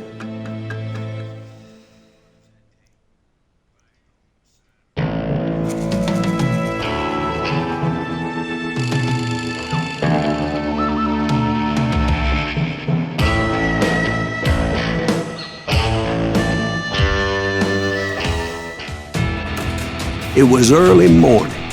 One of my friends was a local gunsmith, and he handed out firearms to anybody who'd take one. You see, the Daltons got it in their heads to rob 2 banks at the same time.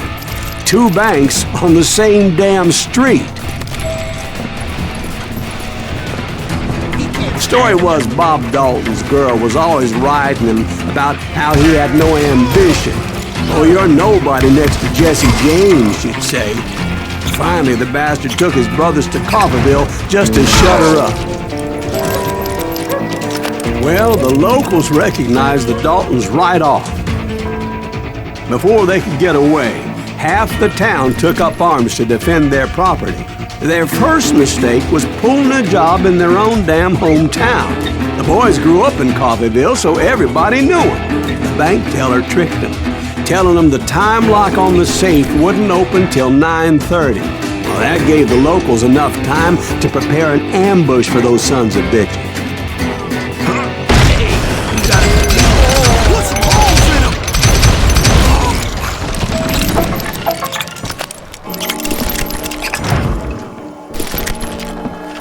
Now the reason I'm sitting still while they're talking is because if I keep moving and I get too far ahead, it'll cut them off right in the middle of what they're saying. And they'll go on to say the next damn thing. It's kind of annoying, but it's part of it.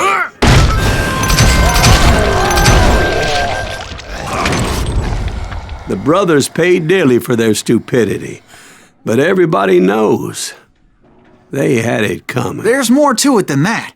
I read all about that day, so I know for a fact that it went down very differently.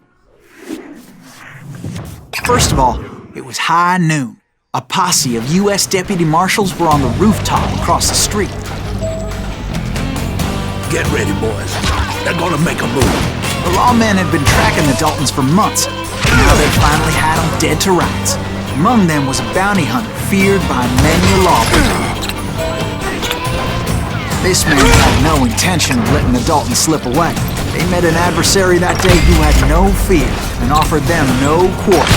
The marshals tried to get the Daltons to surrender. They'll give up eventually.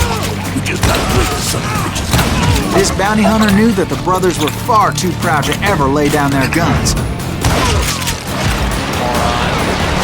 He went in there alone to confront those criminals. One of the marshals shouted, "Where are you going? Are you crazy?" Hey, where do you think you're going, dumbass? That rifle's mine.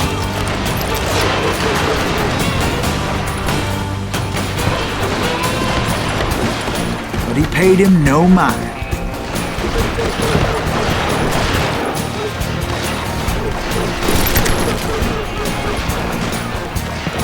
He saw a way to get around to the back of the bank.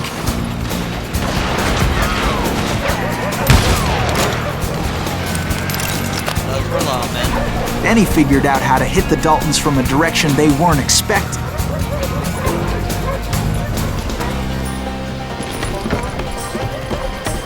from above. Fortunately, a water tower was right there. A moment later, he was climbing up a steep ladder, laughing at danger as he did. It was brave men like him who risked their lives to tame this wild country.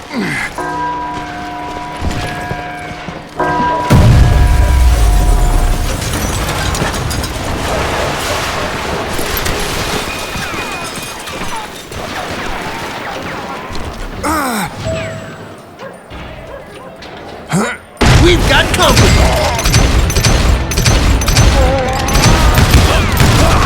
Heroic men like him, who did what other men couldn't or wouldn't to make this country free. Like Jim Bowie and Davy Crockett, who died defending the Alamo. Is that Silas Greaves? Son of a bitch!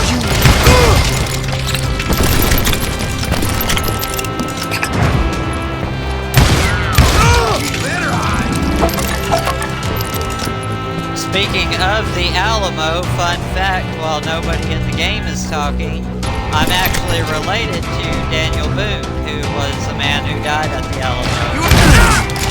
Very distantly, of course. It's been a couple hundred years, but yeah. That asshole just killed Red? What the hell? It didn't even give me my last chance. That's weird. We've got company!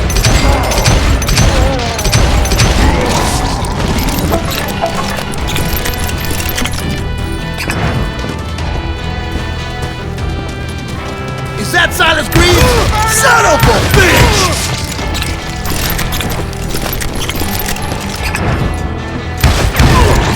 You can't hide!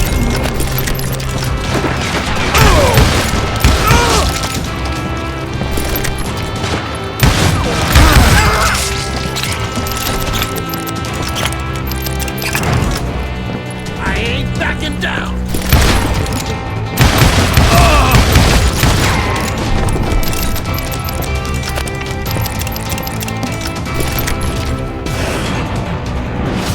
Over there.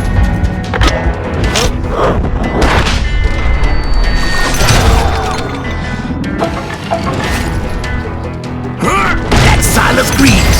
What the hell? Blam! Blam! He came away victorious, taking down those thieving Daltons.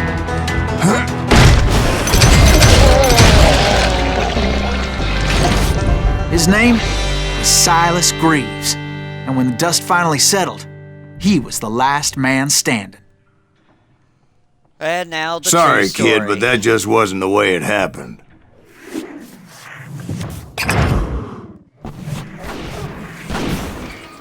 It was early evening, not high noon.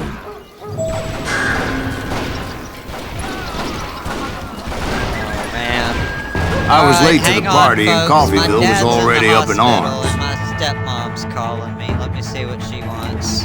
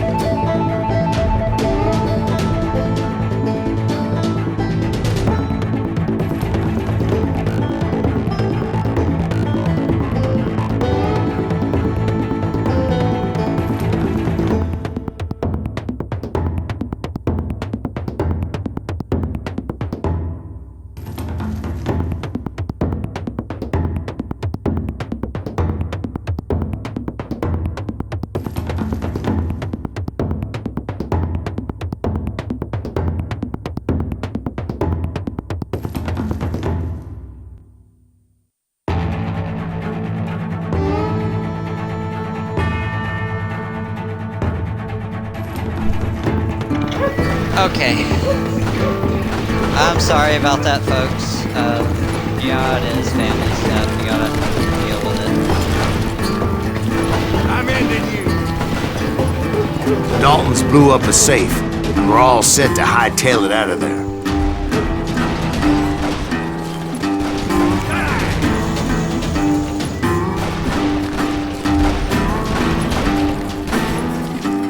Those pathetic deputies surrounding the bank were dropping like flies.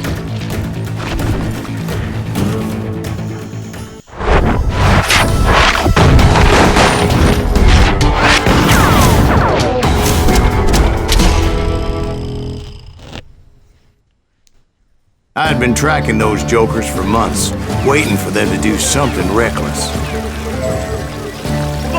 And finally, they did. Those stupid bastards decided to rob 2 banks at the same time in the same town where everybody knew them. But they still had friends in Coffeyville. Oh, now what? Come on, poke out. I'm not gonna sit here and wait on you all day. You can't get me.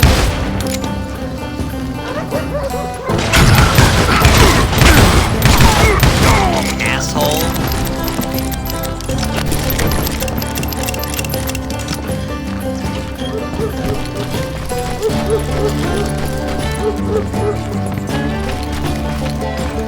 Hey, we got it here. What's wrong? Those friends came after me like a pack of wild dogs, tooth and nail. They were coming at me from all directions. I caught sight of the Daltons running with the money and didn't want to lose it. Problem was, they knew the town better than I did. Get those And to top it off, I found myself in the middle of another shootout entirely. We gotta get Did the Daltons hole up in somebody's house?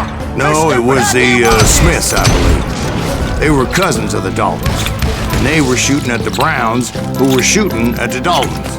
Which wasn't any surprise, because those 2 families have been feuding forever.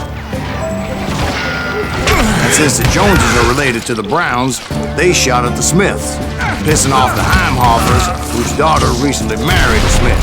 Well, bullets were flying every which way as all the old feuds in Kansas caught fire all at once.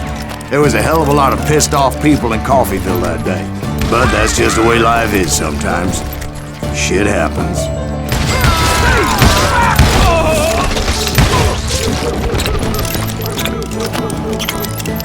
I got all the assholes upstairs, so I don't get shot in the back.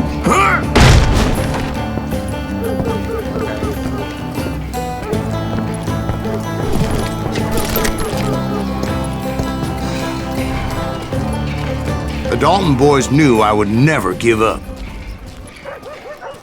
Those Daltons weren't the sharpest knives in the drawer, but they always stood together. They set a trap to slow me down and allow at least 2 of them to escape. The 3rd brother stayed behind to plant me, just in case that trap of theirs didn't work.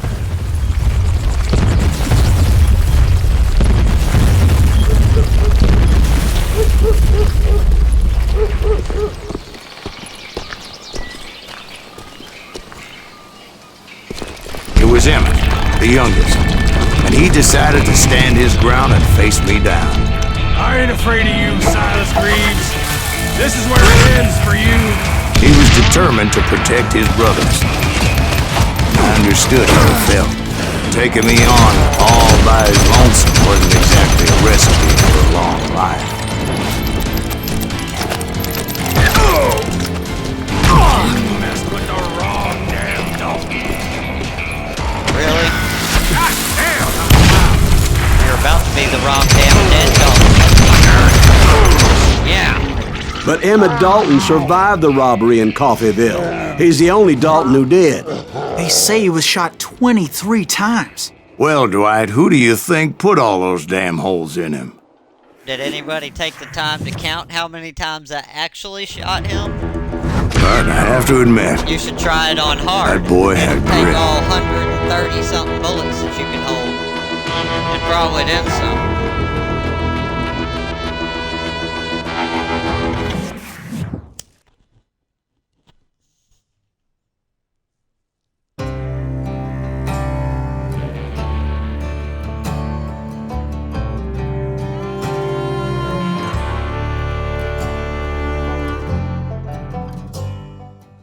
We'll get those suckers! It took me a couple of days to track the Daltons down. They can't get away with this! And in that time, a whole posse of local vigilantes offered to lend a hand. We'll track him to the ends of the earth. They seemed as determined as me to find those outlaws. But as we headed into those swamps, it was like I had my own private army. There was no way those boys were getting away this time.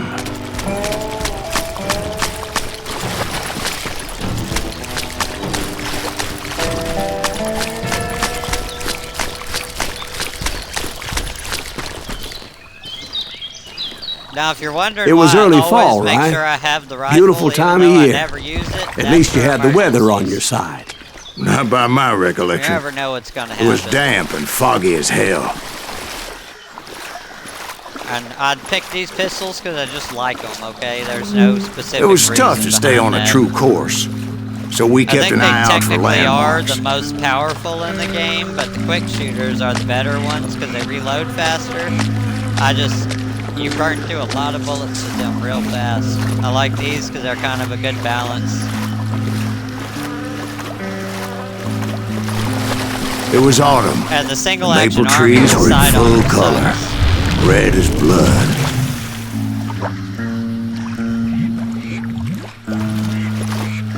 The rains that year were torrential, so the whole area was flooded.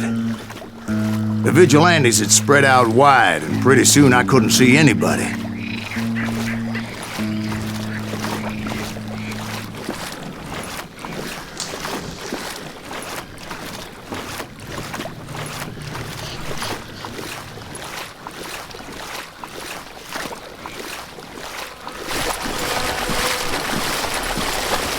Bury them in the swamp! Plant them where they stand! Except for some bitches ahead of me wanting to do me harm. So I had to face them alone. I wondered why my compatriots didn't come running when they heard the shots. So did you find the Daltons? Not yet. But I did have the questionable pleasure of meeting a few of their friends.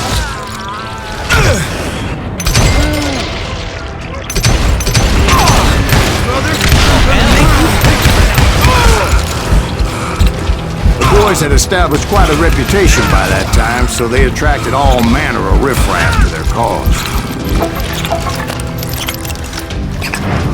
Can't believe I didn't just have to do a eye blink to pull a Neo. Can't believe I missed that barrel 5 times either. I don't see.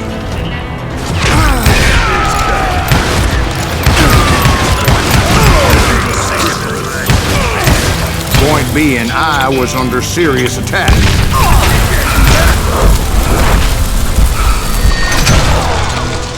And my reinforcements was nowhere to be seen.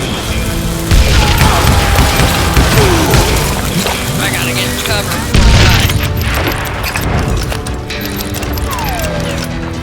The damn swamp missions really kind of suck because they can still move full speed, but you have to run slow.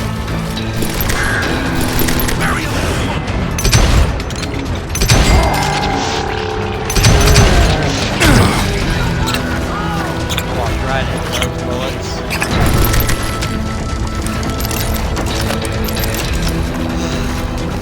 Somebody kill that sumbitch!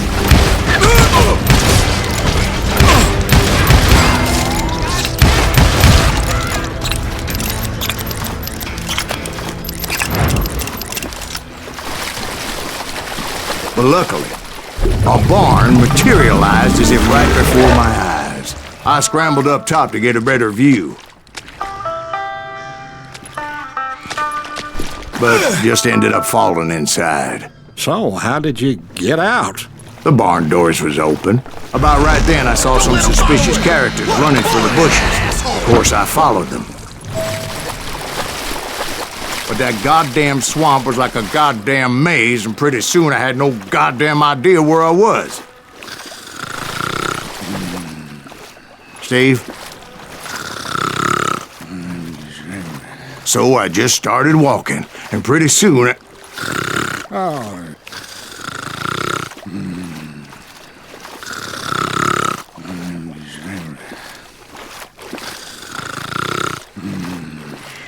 Steve? Steve! Huh? Oh, no, I'm listening. Indians surrounded me from all sides.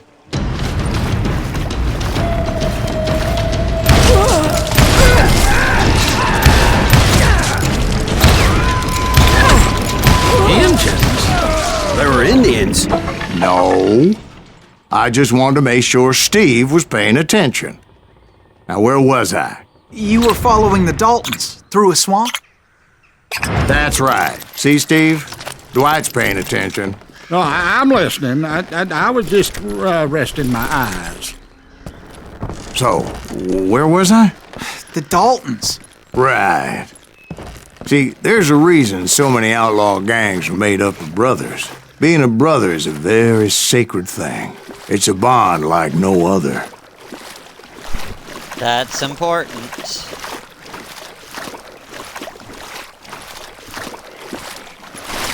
Bounty hunter! Stop that, son bitch! So did you ever find the damn Daltons? Not yet, but I did find a few of their cousins. You Kansans breed like rabbits. More Smiths or Heimhoffers or who knows what. But hell, what's more important than family? I'll bet Ben knows what I'm talking about.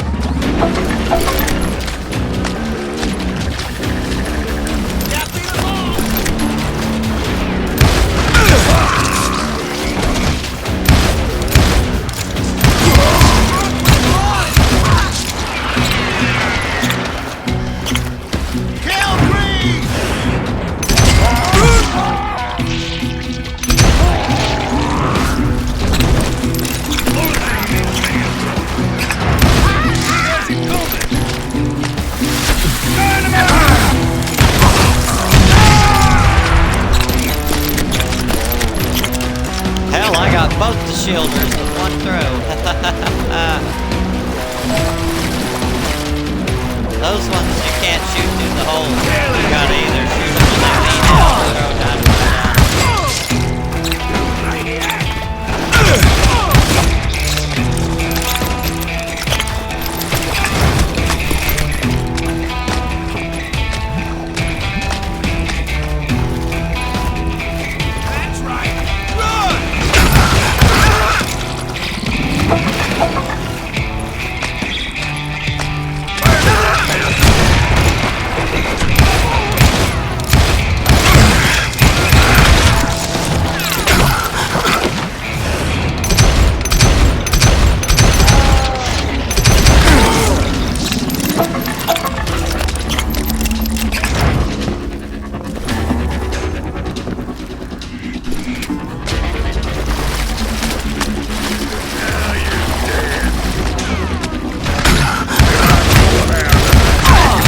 Those Dalton boys were out there somewhere, standing together against anyone who would threaten them.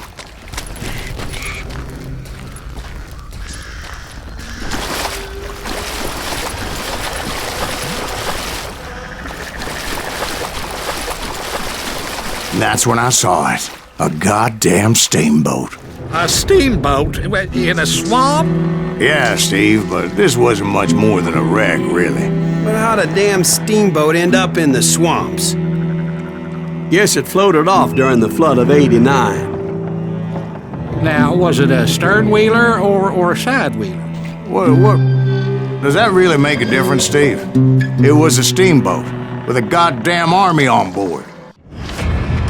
It was then that a fusillade of bullets come raining down from on high, and those vigilantes who accompanied me weren't anywhere to be found. But among those men that were shooting at me, I thought I saw some familiar faces.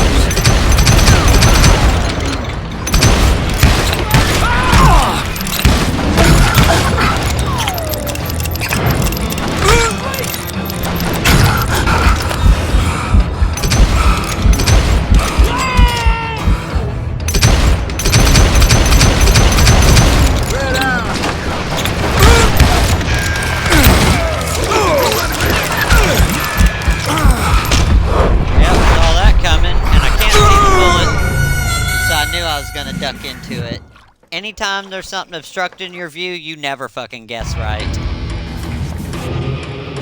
Now I gotta kill all these fucking assholes again. Somebody kill that son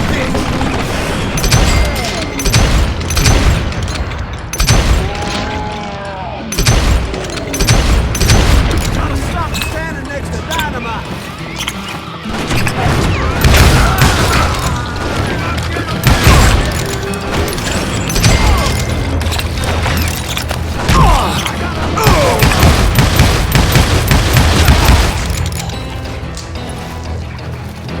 Just kill him, for Christ's sake!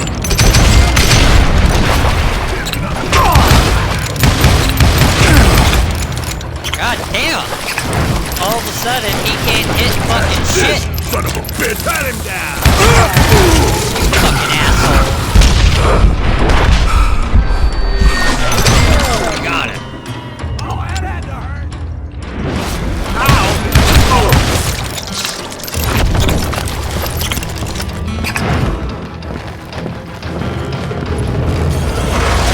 Somewhere up there, the Daltons were waiting on me.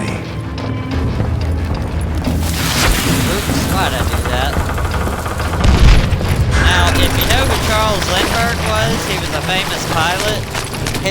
His plane was called the Spirit of St. Louis. I kind of think that this boat might be a reference to that because it's the Pride of St. Louis. But there's also an old paddle boat that actually is in a swamp like this that the story was it got washed up during a flood, and it might be the name of that same boat. I'd have to look it up, but I didn't beforehand.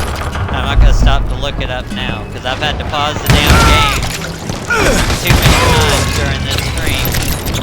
Because of course nobody ever wants to call your another. Sounds like you don't give up too easy. That's the kind of man I am, Ben.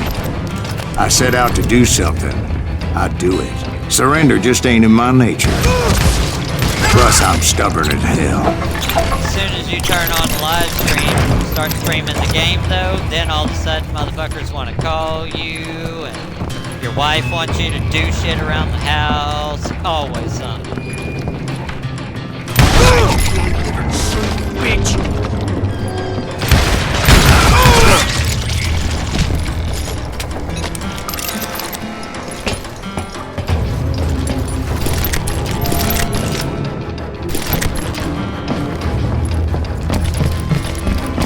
Luckily, I'm home alone right now, so I don't have to worry about that.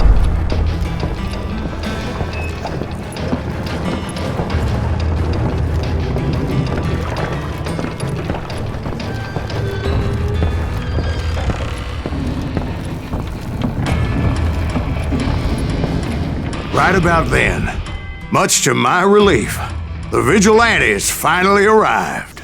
Their leader motioned at a cabin in the middle of the top deck, pointing me directly at the Daltons. I finally had them, after months of dogged pursuit.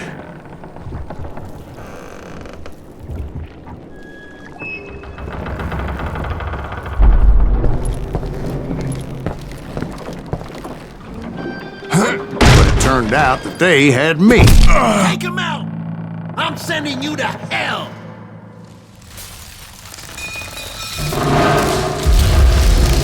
The Daltons had played me like a fiddle. Apparently, the vigilantes were on their damn payroll. They didn't just want to shoot me. They wanted to burn me alive. But finding my way out of a burning labyrinth proved to be quite a challenge. It was a riverboat, right? I mean, it's not like it was a goddamn ocean liner. Oh, yeah, but I was in a Did you fight. hear about that ship that's gonna launch next year? Largest one in the world. You're well, talking about the Titanic. If you ask me, it's too blessed big. I don't think it'll even float. So anyway... Don't be stupid, Steve. They know what they're doing. They say that the Titanic is unsinkable. Oh, God. But getting back to that steamboat, how'd you get off it, Mr. Greaves? I took in a lot of smoke that day, so I admit my recollection might be a bit hazy. But somehow I managed to finally disembark. I was coughing up smoke and pretty damn pissed. I was done playing games with those boys.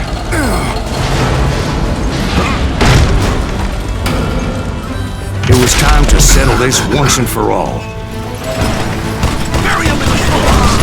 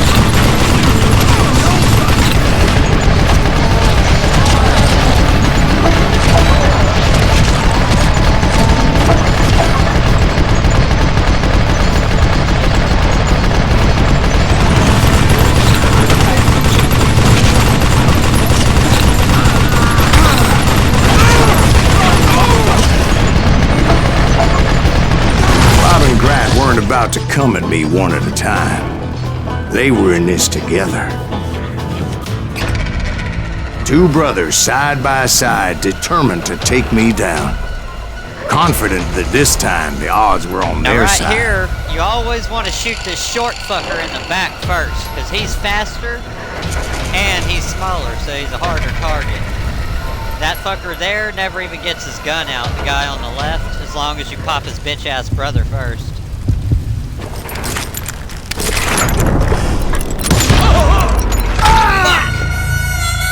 It didn't let me dodge him.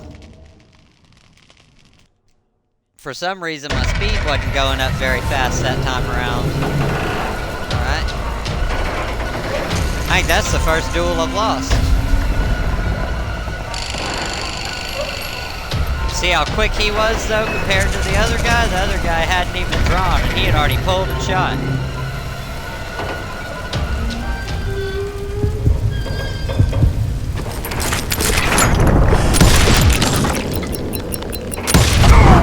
They got it wrong. A sad end for those two. If they'd only known that Emmett was still alive despite his wounds.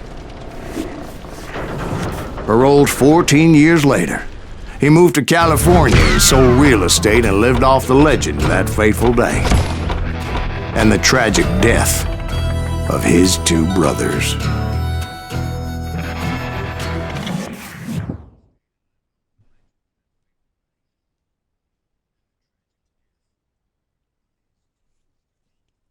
My own brothers died tragically as well, truth be told.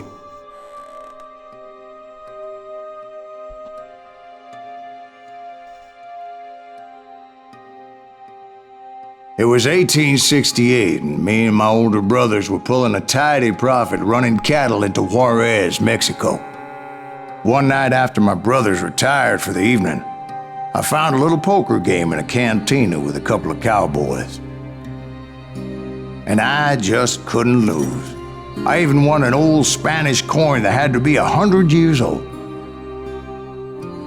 Well, I was mighty pleased with myself the next morning as my brothers and I rode for Texas. But before we crossed the border, those cowboys caught up with us. It was Johnny Ringo, Roscoe Bob Bryant, and another asshole named Jim. They wanted their money back and everything else we had, including our lives, as those boys didn't want us coming for them later. Bob put that old Spanish coin in my mouth and said, "I won't have it said that I left you with nothing, boy." Well, those horses bolted, and there we hung as those bastards rode away. The branch finally snapped under the weight of the three of us, but being my older brothers were bigger and heavier, they were already dead.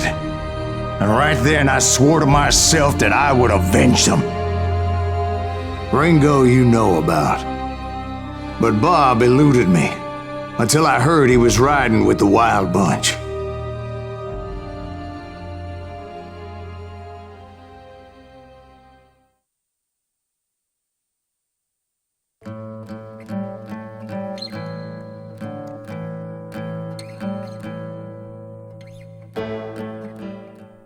I'd been on their trail for months, ever since they left their hideout in the Bighorn Mountains.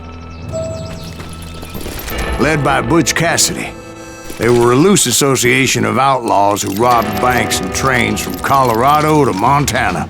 Among them was the Sundance Kid and that murderous hombre I was tracking, Roscoe Bob Bryant.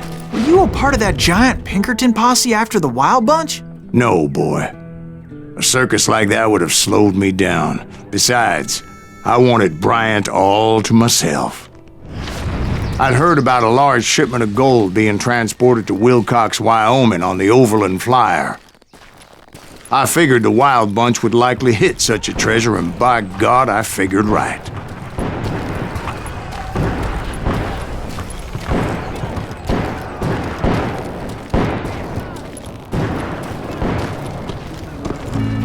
They blew the bridge with the intention of forcing the train to stop. Well, I assumed the Wild Bunch was likely in the still intact part of the train high above, so I had no choice but to make my way up through the passenger cars dangling down. I was determined to make that sumbitch Bob pay for what he did to my brothers.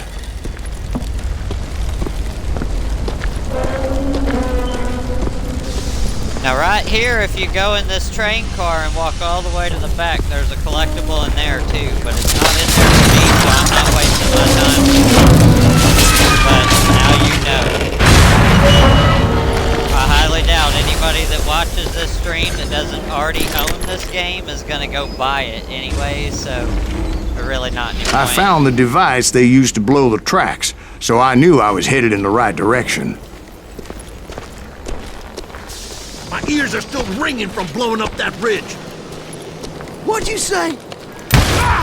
Well, I made my way off unscathed and came upon a few members of the gang and had no choice but to dispatch them.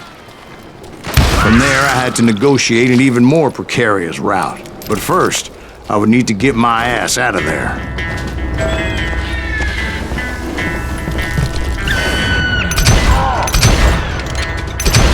I jumped from the frying pan into the fire as the train was clearly fixing to fall. I had found the gang, but in order to find old Bob, I needed to fight my way forward past a whole passel of desperados. Outside, inside, any way I could, I made my way towards my prey. You're really pissing me off! Well, what about the passengers? It was mostly a freight train, as I recall. There were no passengers aboard that day.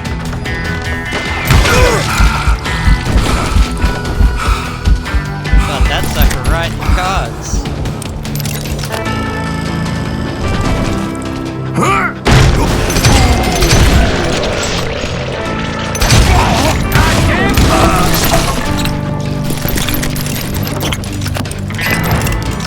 As I mentioned before, I am not fond of heights. But I was too busy dodging bullets to worry about falling to my death. Now, on this spot here, make sure you kill the motherfuckers before you walk past them, because the game doesn't like to let you turn around like that. You'll get stuck for some reason. It won't let you go past left and right. And then you got some asshole shooting you in the back you can't turn around and kill. Odds were I was likely to die that day anyway. So I was determined to take down as many of those bastards as I could.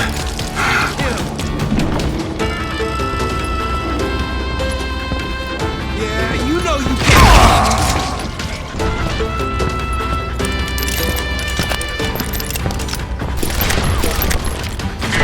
Beat me, boy!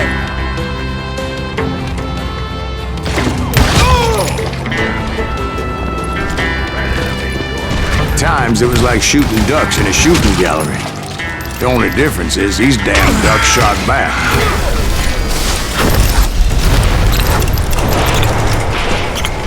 That is one well-made train. Just lived through all that kaboom boom.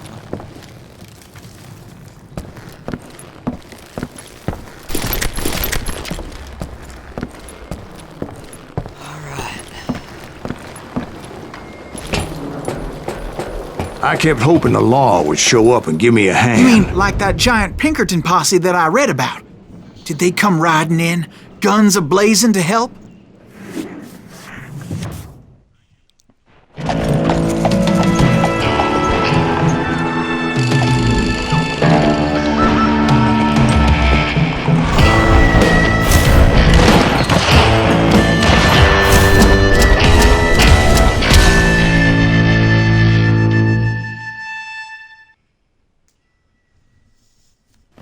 Help? From the Pinkertons? No, son. I had to fight the Wild Bunch all by my lonesome, as usual. Who the hell is that?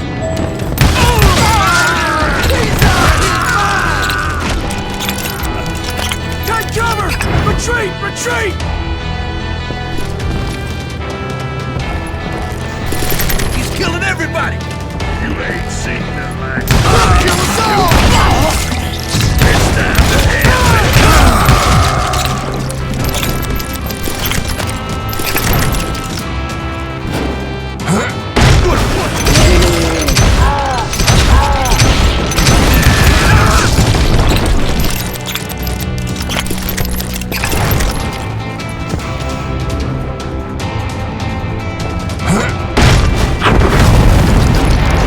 My guess is those dime novels didn't portray this as it happened, did they? Well, only a few stragglers were left. I had to cut them down pronto if I was going to stay on old Bob's trail.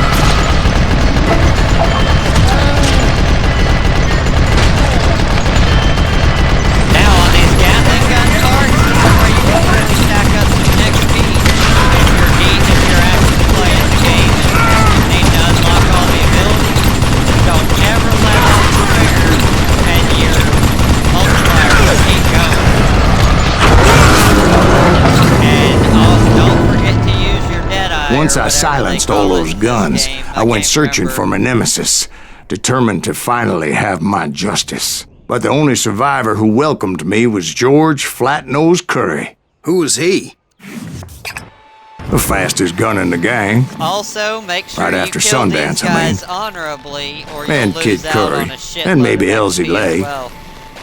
Though some folks might Because if you dispute kill them that. dishonorably, then you don't get anything for them. In order to kill them honorably, you gotta let them draw first.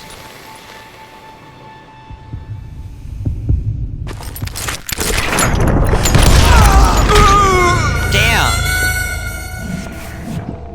We shot at the same time. I wasn't able to dodge quick enough. Oh, shit. It'd be nice if you could walk around like they can, though, while you're sitting here winding up to shoot.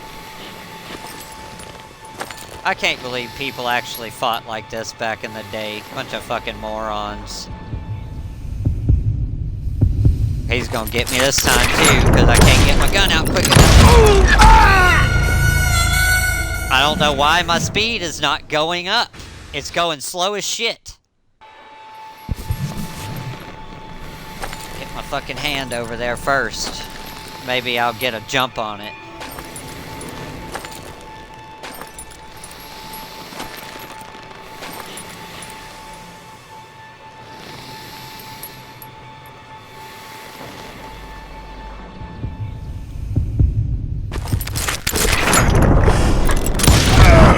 On that very same day, Butch Cassidy and the Sundance Kid decided to leave the Wild Bunch behind and decamp for South America.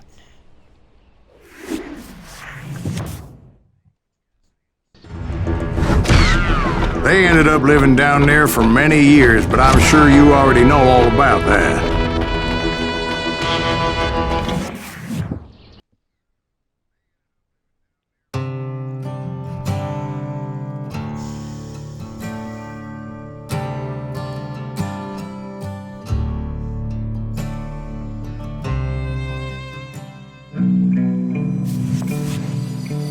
I tried to find Bob Bryant, but it was as if he'd disappeared. Sometime later, I heard the Wild Bunch was back together. Kid Curry escaped from jail, and now he was running the whole shebang. So I took to their trail, as I was still in pursuit of my brother's killer and hoped that he was back with him.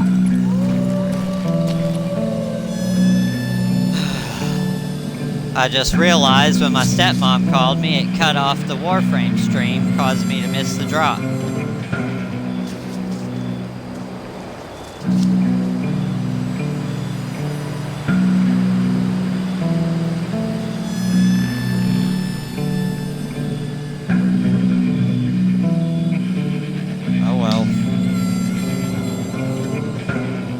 point crying over spilled milk now.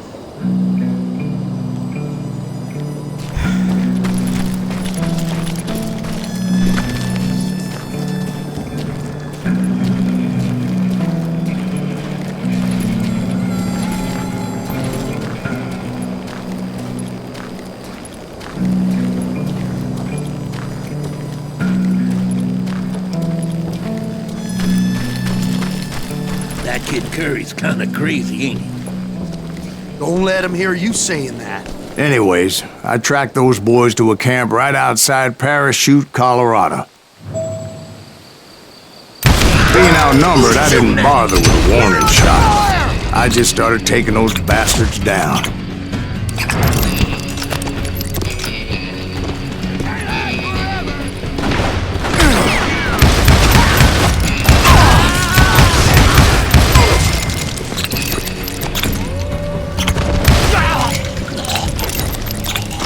Old Bob wasn't among them, and neither was Kid Curry. I could sense him close by, however, plotting something nasty. I just needed a clue as to their whereabouts.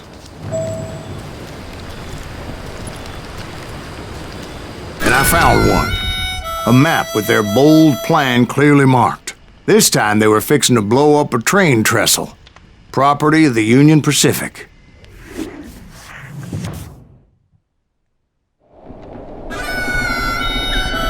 The plan clearly indicated how they were fixing to undermine several of the weakest wooden supports.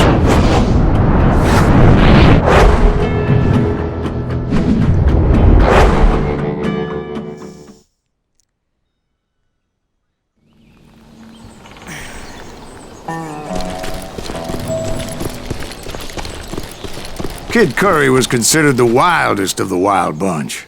It was said that he fathered 85 bastard children, though some say it was only 5.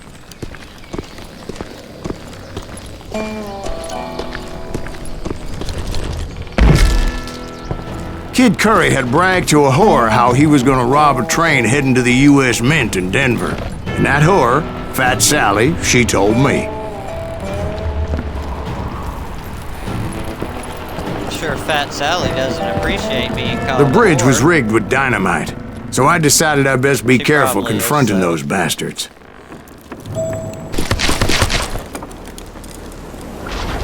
A moment later, I saw a ladder that somehow had escaped my attention. Don't you blow us up now. Don't worry, I know what I'm doing.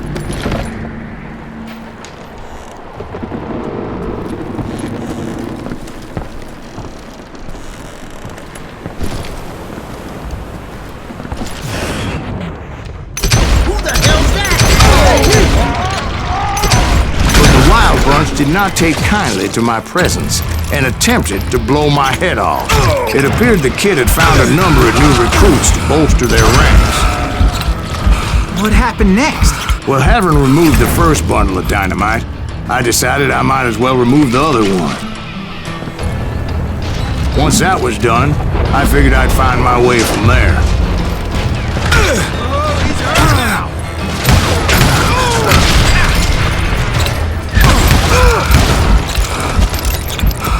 Now how the hell did he live through that standing right there, but that guy died?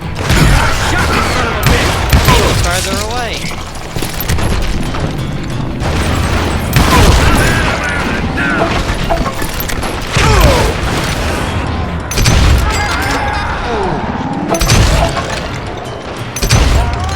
Okay, now you're really pissing me off.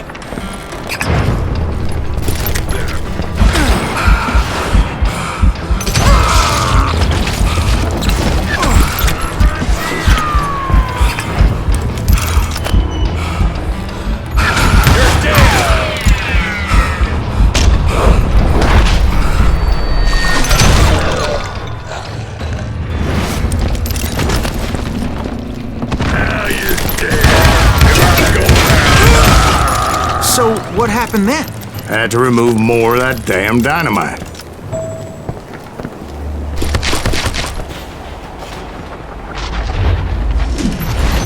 It must have been terrifying trying to make your way across. I was sweating it a bit, but then I noticed a footbridge tied up on high, so I shot the rope.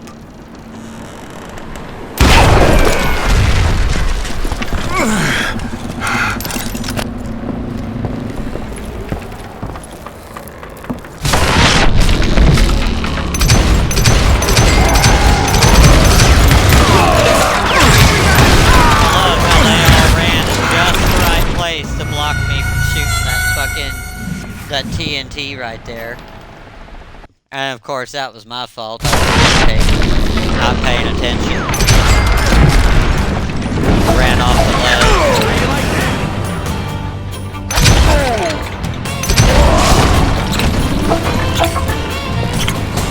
So that was all the dynamite? Funny you should mention that, darling. As actually there was a fourth charge impeding my progress. Once I removed it, my path was pretty clear.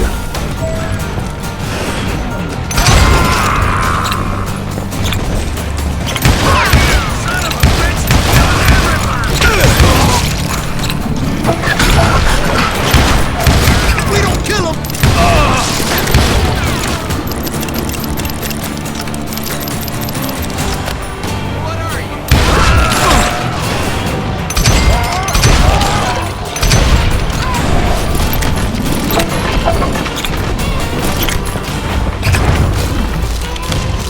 So I proceeded onward and realized that that way just wasn't gonna work. I needed an alternate path forward.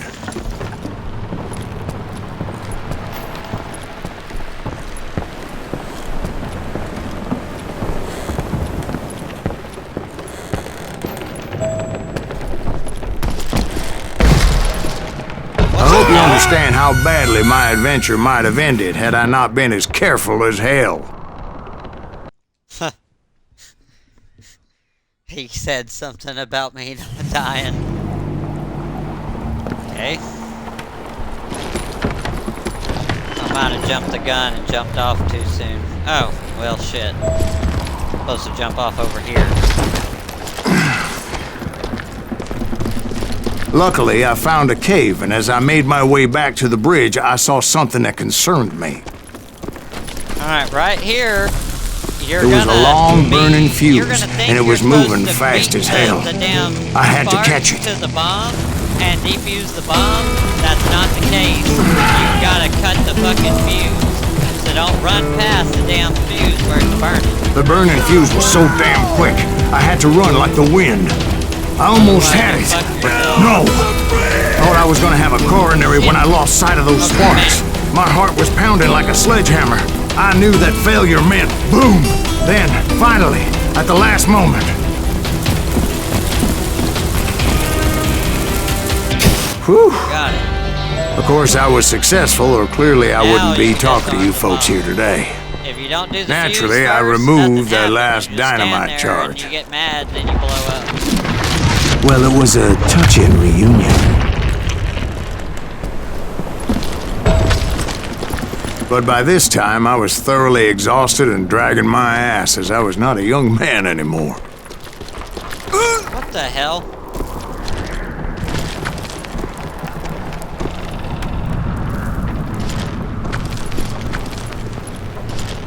Well, I guess I'm gonna have to kill myself. It's truly amazing I've made it this far in life, considering how many times I've danced with death. I can't believe he didn't jump. I must have pushed the button just a little too late or something. It never fails though. I can get through just about any game and never die. I turn on my Twitch stream and I die 50 fucking times. I beat Jedi Fallen Order without ever getting hit, taking damage not once. I died like 30 times trying to make a guide for that on Twitch.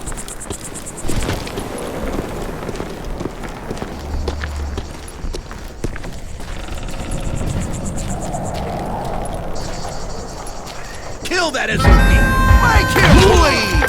Send him to the Finally, I found those boys, or more precisely, they found me. He's crazy! Kid Curry asked me! Not even a damn fruitcake!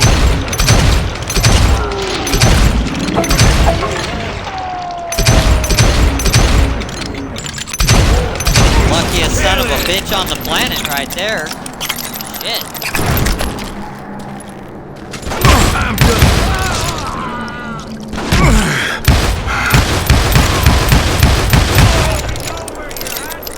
Of course, you can switch to just one pistol and you get more accuracy, but fuck all that. Just when I thought things couldn't get worse, Kid Curry opened up on me with a goddamn Gatling gun. It was hidden in this tunnel and pretty well shielded.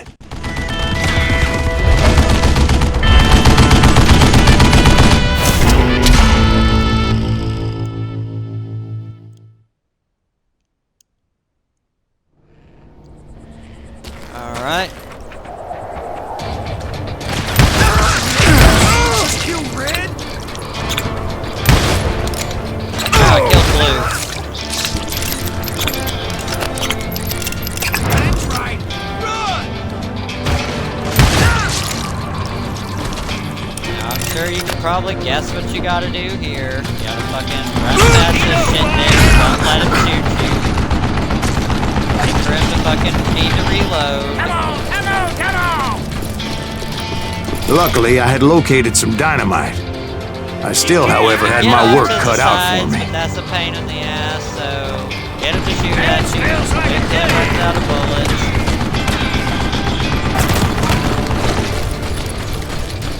And one thing I've noticed is no matter, you can think you've timed it right, if he's still shooting when you run out, he magically gets more bullets and will fucking kill you every time, so don't do that shit. Right here, throw your dynamite. Are you kidding me? Split that shit, does more Damn it, I damage. need some when help closer. here! Come on, boys! Take this Kill son those of a little bitch! groupies that pop up here. Fucking dynamite. Split it. Beat fat Gonna bastard! cut you a Give new me a hand spot. here, goddammit! Eventually, I Split brought the that tunnel dynamite, down. saved you some time. And that's when I met Kid Curry himself. He had Now he decided to stop magically pussyfooting survives the around and dynamite deal with me and the personally. fucking hole, the tunnel Come collapsing and you have to duel him. Same as anybody else.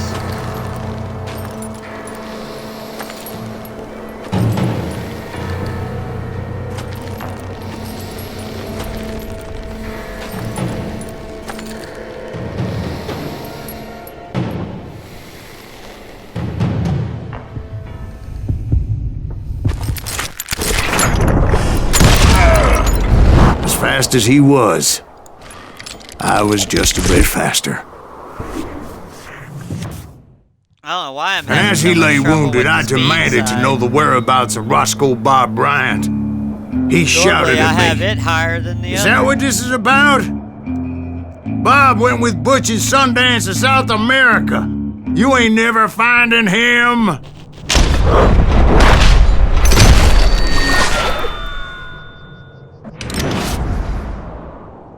Those were his last words.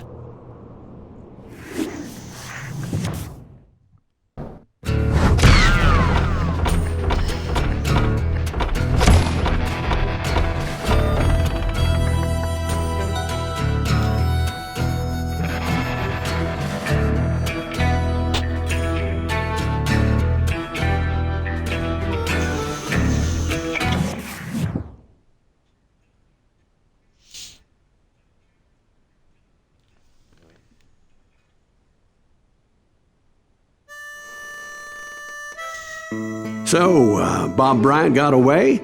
I knew I'd never find him in South America. What about the other killer? Yeah, you kinda glossed over that one. Well, I found Jim not long after my showdown with Ringo. At the time, he was riding with the James Younger gang. Did I neglect to mention that?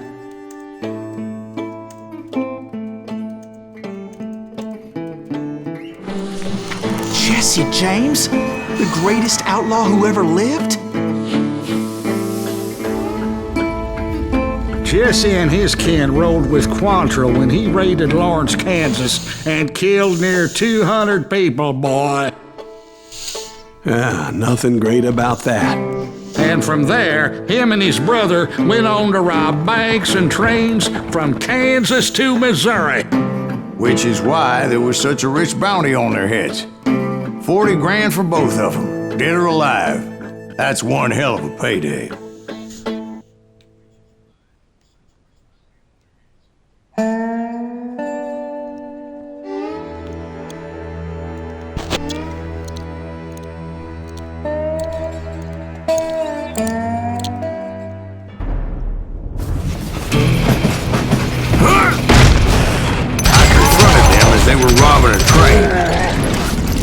Bullets were flying at me from every which way. But I knew I'd have to fight my way forward if I was gonna find this Jim.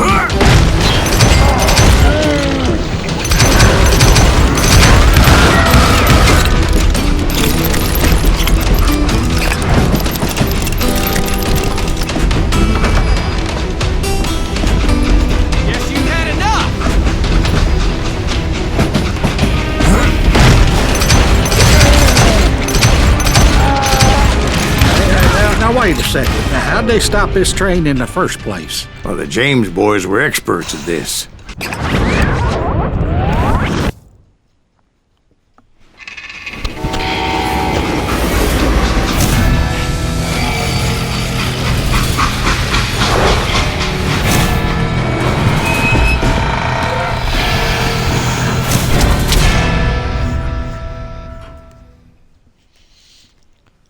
They hopped a freight train, having heard there was a big payroll in the express safe. So, I hopped the same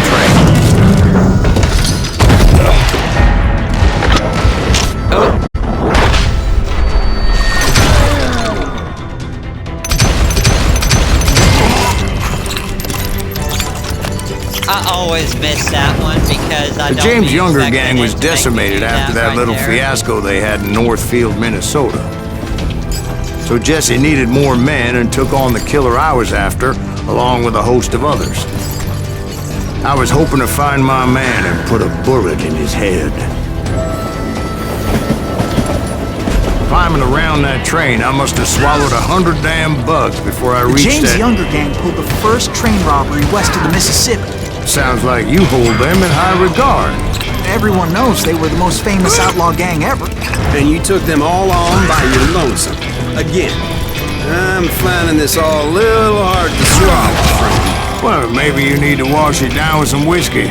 By the way, did I mention that that train was flying down those tracks like a bat out of hell? Disrespectful little shit, interrupt me mid-fucking story like that to tell some bullshit history that nobody wanted to hear. But that is true, they pulled the first train.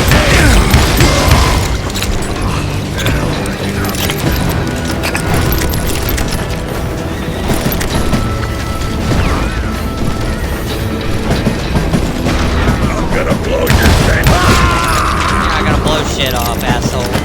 Fucking did.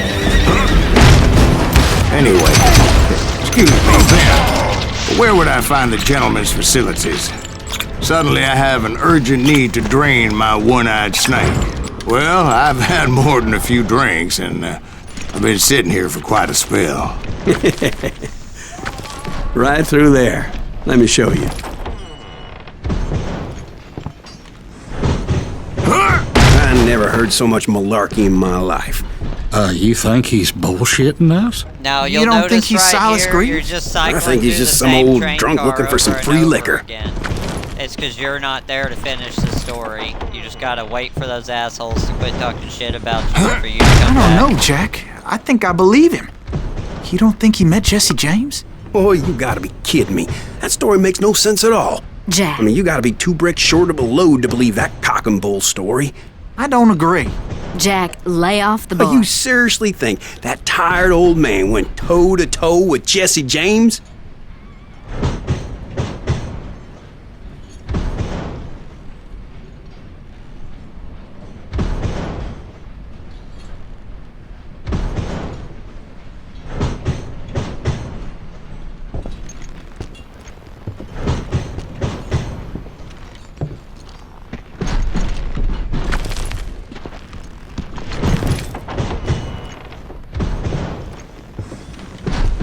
Well, that's better. Did I mention that this Jim was married to the infamous Belle Starr? Of course, I didn't learn that until later. Anyway, I made my way forward the best I could. Around the sides, over the roof.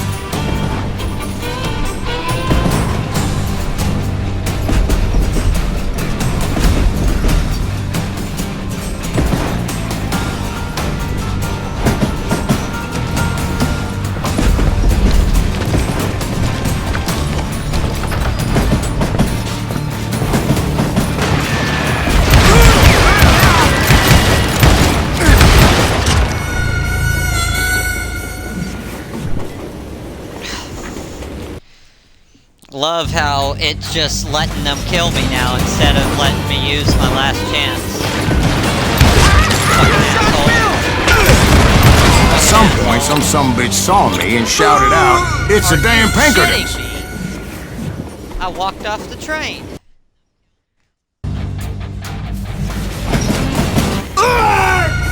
Okay. Now this is starting to piss me the fuck off.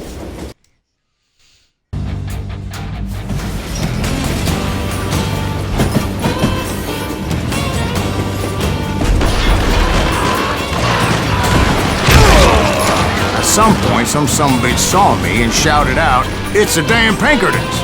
It's a damn Pinkerton! Now, I never worked for that limey cocksucker, but I guess they assumed I was one of his assassins.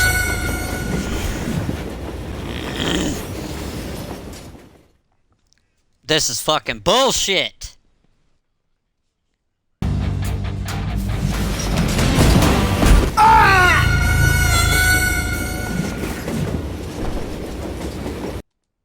If I fall off this fucking train one more goddamn time.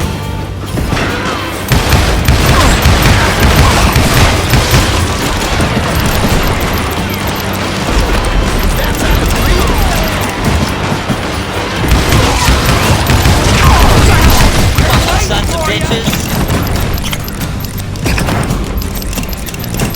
Just shoot him for Christ's Those evil bastards firebombed Jesse's mother's house and killed his stepbrother.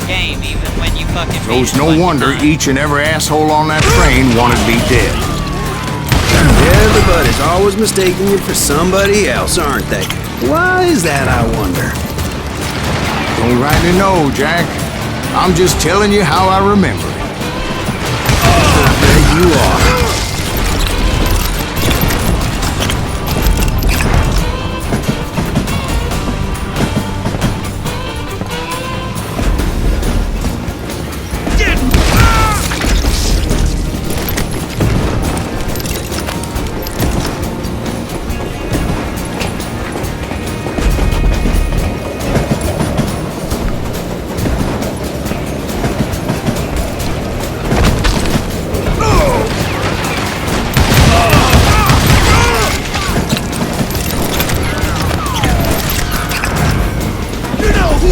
I came across a flat car piled high with logs and had to come up with a creative way to make my way forward.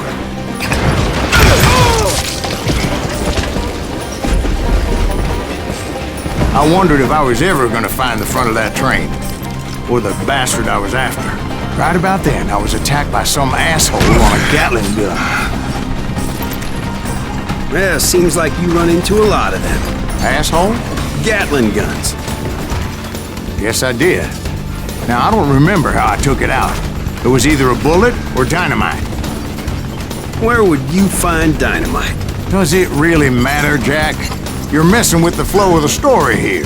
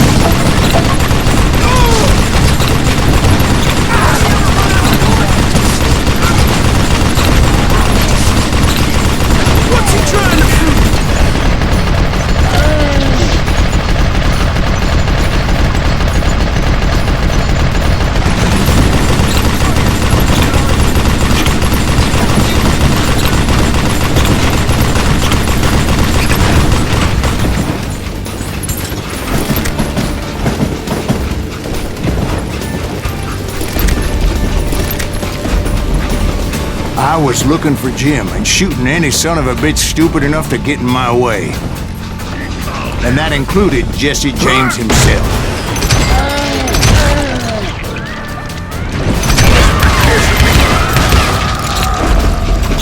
There sure were a lot of men determined to die that day. Show yourself, coward! Shoot that stupid!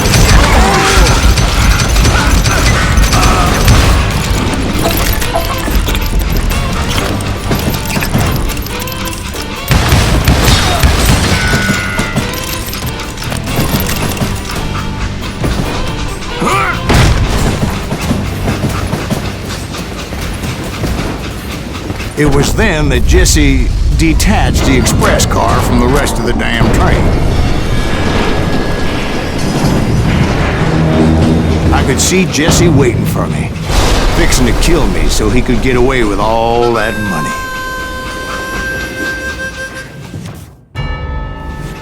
You had a showdown with Jesse James?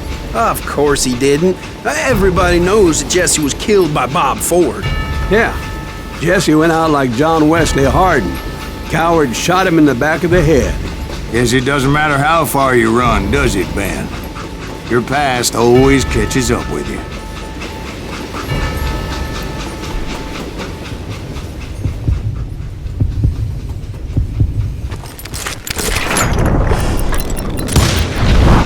Yeah, I didn't kill Jesse James. Just wounded him bad enough to convince him to hang up his guns. What about that Jim fella? What happened to him? I figure he was up front with a gun to the engineer's head. That bastard slipped away again. I'll tell you how I got him. But first I need to wet my whistle.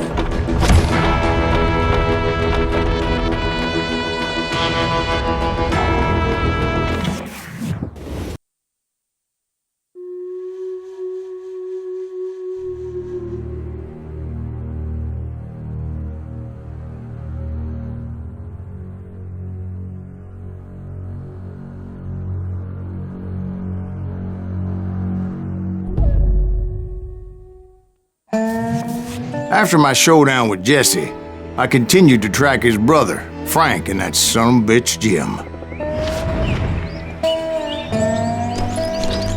I followed those bastards into the high mountains as they were going to ground. What mountains would that be? Somewhere in the Ozarks, I believe. The perfect place to hide out from the authorities.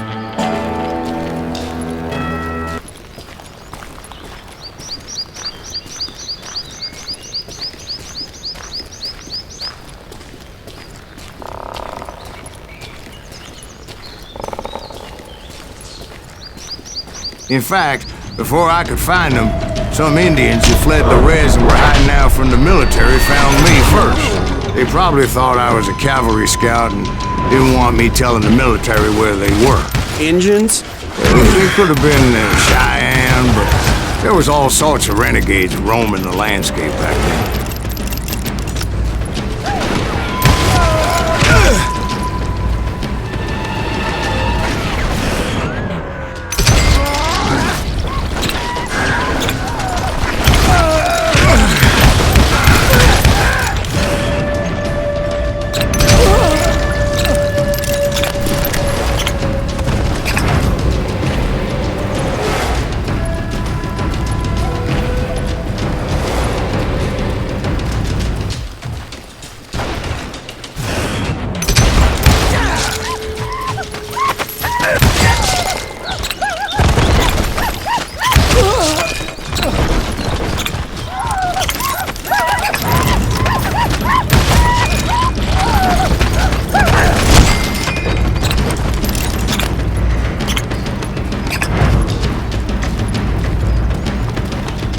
Hey, how about another whiskey, Ben?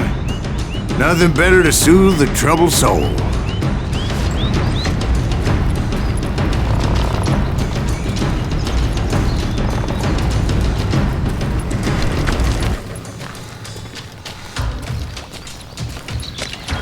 Now, where was I?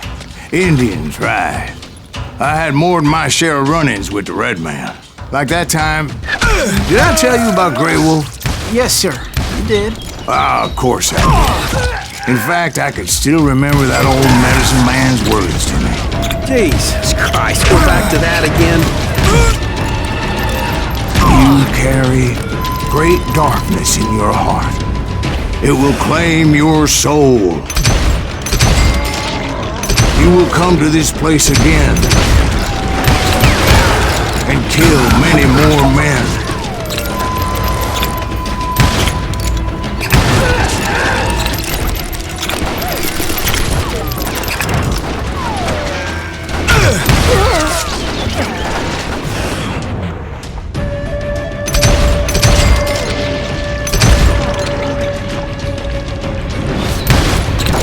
Darkness will grow until it consumes everything you are.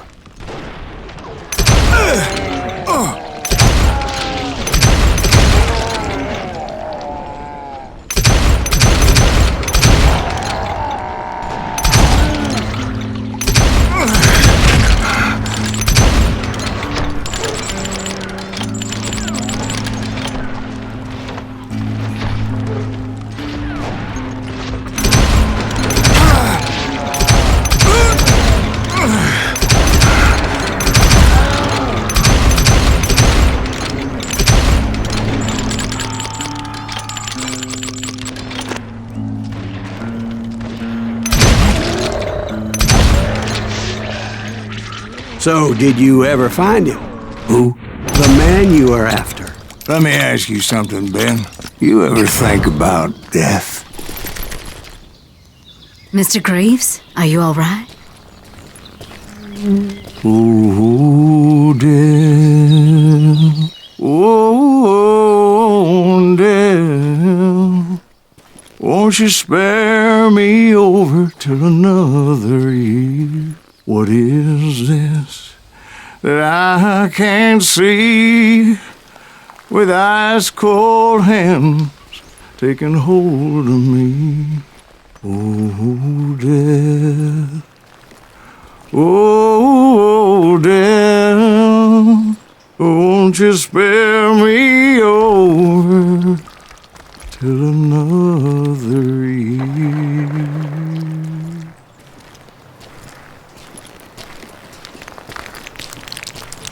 Well, I am death, none can excel. I'll open the door to heaven or hell. Oh, death. Oh, death. Won't you spare me over till another year? Oh, death, someone would pray. Could you wait to call me another day? No wealth, no land, no silver, no gold. Nothing satisfies me but your soul. Oh, death. Oh, death, won't you spare me over till another year? So, are you gonna answer the question? What question is that? Jim Reed. Did you ever find him? Reed was indeed that son-bitch's surname. That's right, Ben. A despicable character. I remember him laughing like a hyena that cold morning they lynched me and my brothers. He was intent on avoiding my vengeance, but nothing was gonna stop me. Nothing.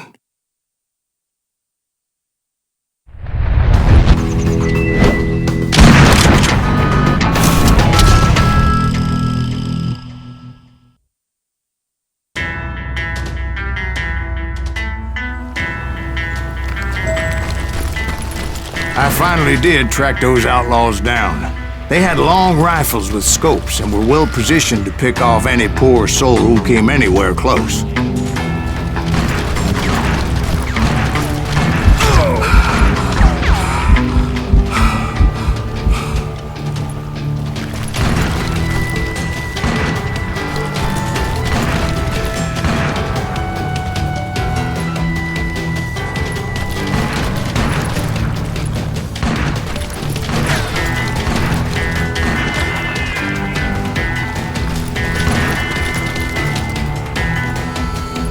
I'm guessing Frank James believed I was responsible for the demise of his brother Jesse. I couldn't really disagree with the man, as I thought Jesse was dead then as well. He backed off as I closed in on him, but he was still intent on killing me. And when I closed in on him again, he backed off again, looking for a better angle on me.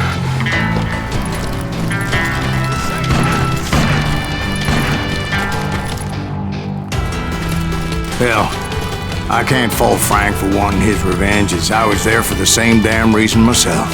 At this point, I'm guessing you think Silas Greaves is a worse murderer than Jim Reed ever was. No, sir. A man who spent half his life killing somebody's brothers, fathers, sons. I think you were just looking for justice, sir. Is that what I was looking for, Dwight? Is that what it was? Justice?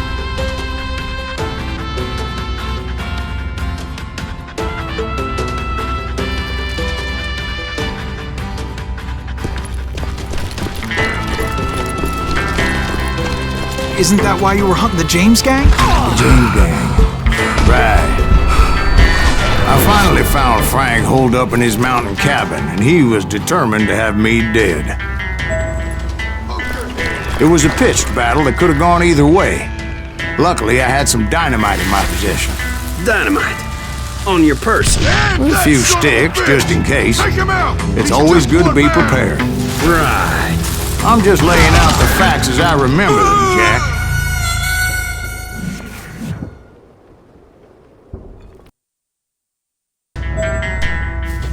So help me God, I have fallen off of more fucking shit. Come out from behind there! And that son of a bitch! Take him out! He's just one man! Put him down! I want that bastard dead!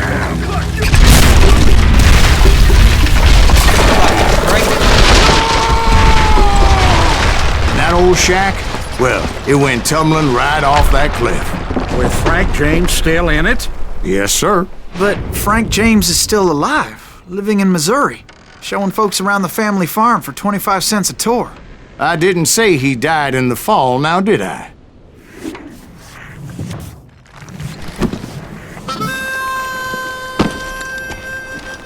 I'm done with this damnable outlaw life! Kill me, don't kill me, do what you will! At this point, I just don't give a shit! I explained to Frank that I had nothing against him personally and that I was looking for someone else. You want Reed? Have at him! I never did like that bastard! I am done here! We parted in peace as Frank pointed out the path to my prey before making his way back down the hill.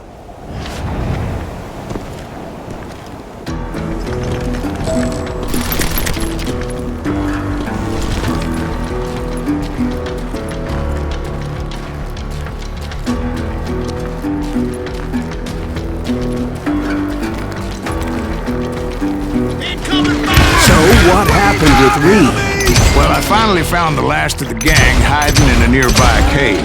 First, I had to dispatch the lookouts, as I was determined not to let that murderer escape my revenge again.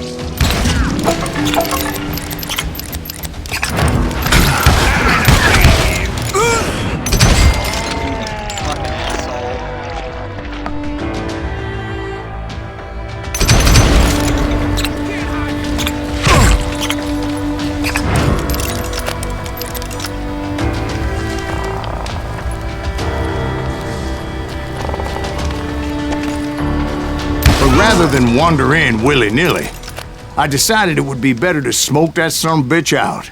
"Hey, Reed!" I shouted. "No wonder you're so ornery. Can't be easy being married to Belle Starr. While you're off providing for the family, she's spreading her legs for every Tom, Dick, and Cole Younger. Not an attractive woman exactly, but very friendly. At least she was to me." Son of a bitch!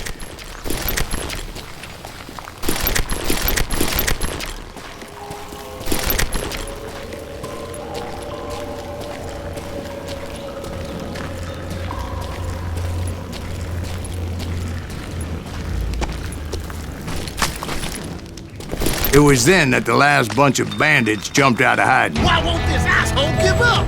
Would someone please kill him?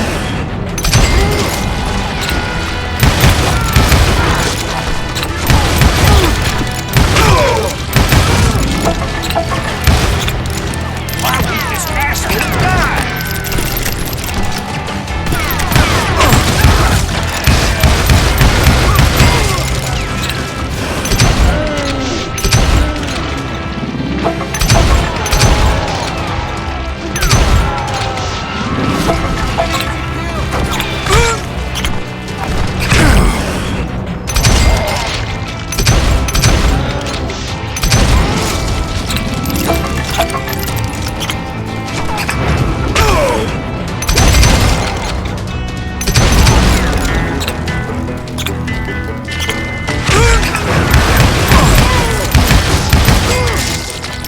Eventually, it was just me and Reed. I had waited a long time to face him down, so I could repay him for what he did to my brothers.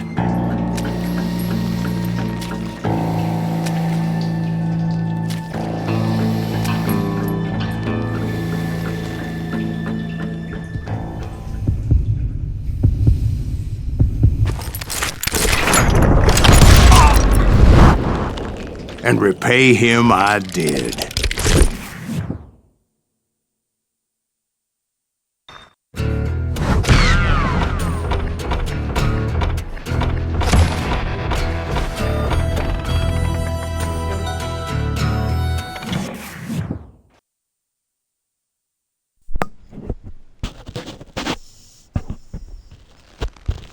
Well, I don't know about you boys, but I'm pretty beat.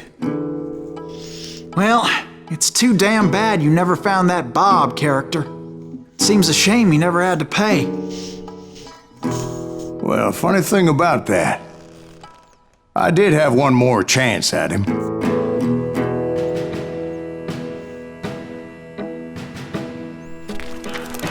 Six months ago, I heard that Butch and Sundance were back in the States and had gathered up some of their old gang.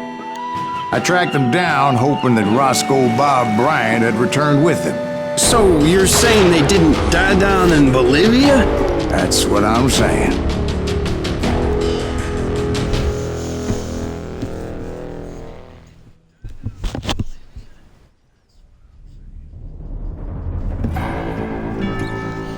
Now this is the final mission in the game. Like I said, there's only 7 chapters. Finish this mission here, and I'll show you guys 40 both years I had endings. waited to get my hands on the last of my brother's killers. Not even an army of demons could have stopped me now.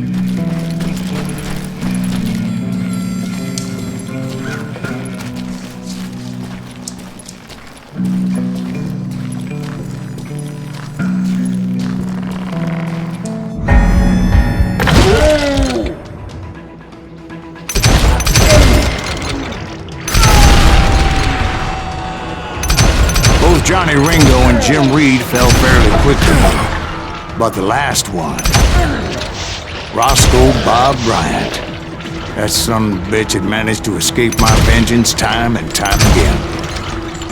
I couldn't even be certain I'd recognize him after all those years. By now, he had to be close to 70. For all you know, he could have been dead. That thought had indeed crossed my mind, as did others. For instance, did my thirst for vengeance turn me into something worse than the man I was after? By this point in my storied career, I had killed more men than Bob Bryant ever had. I was furious as hell at that bastard for making me who I am. A man with no family, no friends, no purpose except shooting Bob Bryant dead.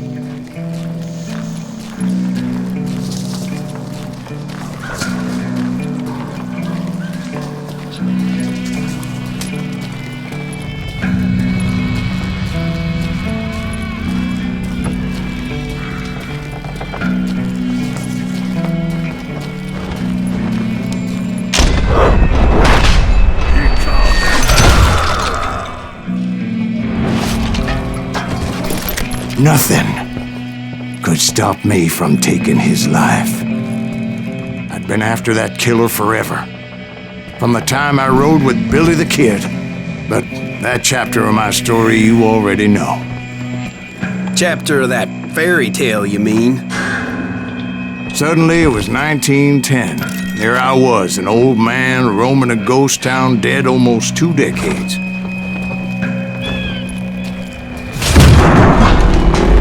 The town was falling apart, just like me.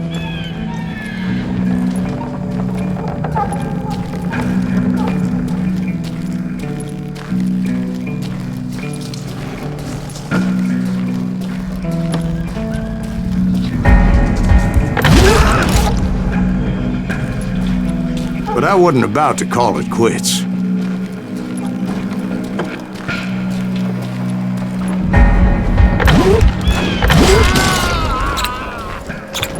Even though the ghosts of my dead brothers were begging me to end what I started so long ago. Mr. Greaves, are you all right? Would you like some water?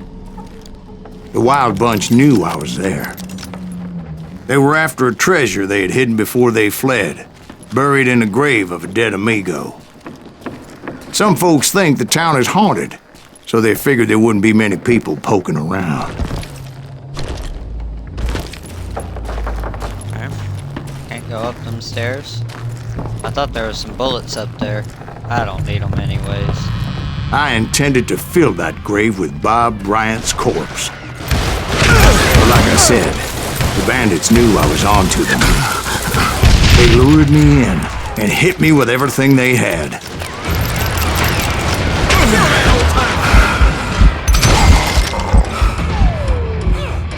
You just gotta outlive the story here.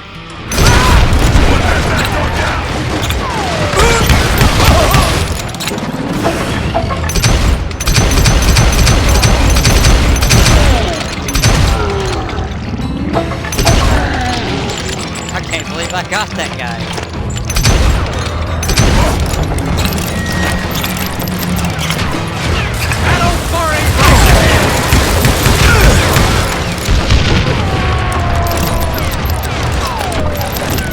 Obviously, they're just gonna keep slinging dynamite at you over. Put that geezer in the ground!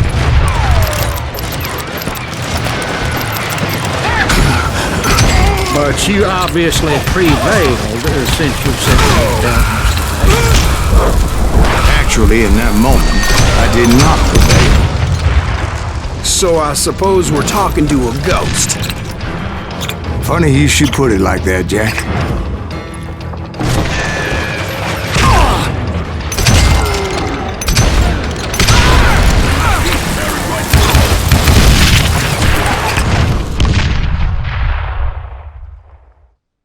Because when I woke up... From the dead? There was silence all around me.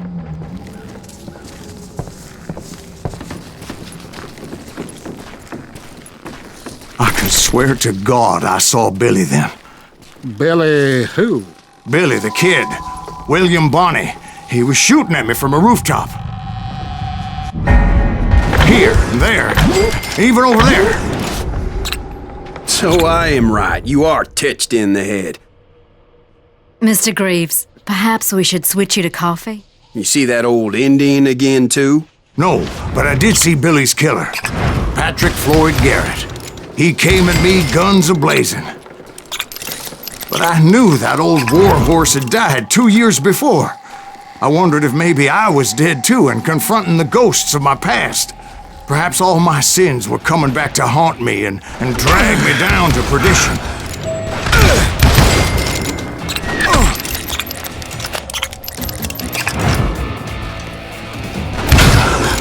I saw Henry Plummer throw dynamite at me.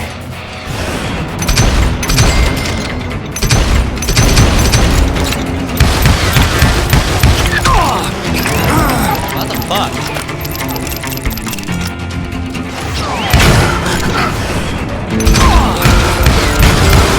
And in the gates of the cemetery, I saw John Wesley Hart, just like I remember.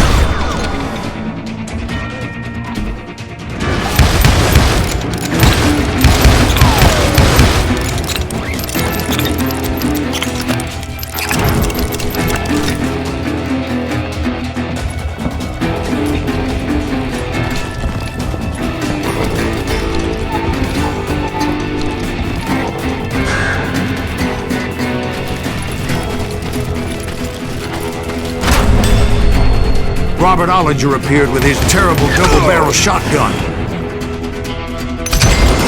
But no ghost army was stopping me. My father-in-law got hit with a falling branch. He spent the rest of his life talking to dogs.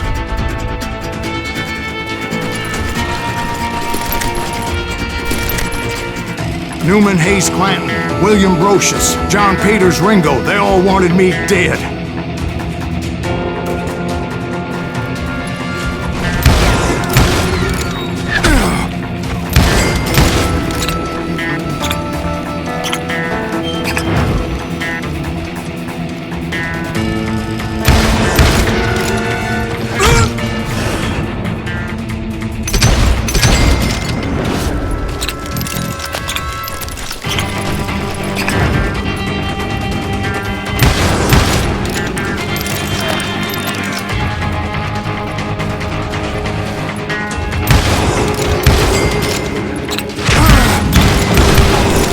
The Dalton brothers, Robert and Grattan, guardians of the Garden of the Dead.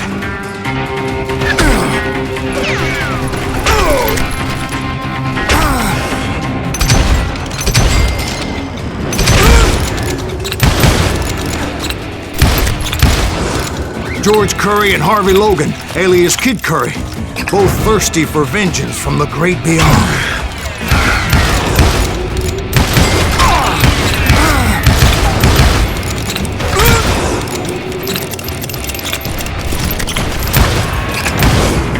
Jesse, Woodson, James, and Jim Reed.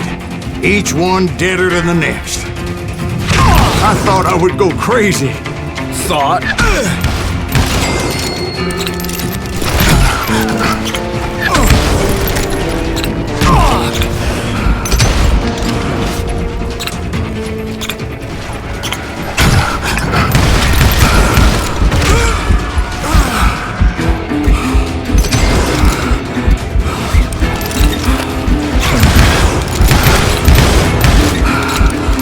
Finally, I saw Harry Alonzo Longball. The Sundance Kid? Like a general leading his Legion of the Dead. You told us before that you've seen him alive. He was alive.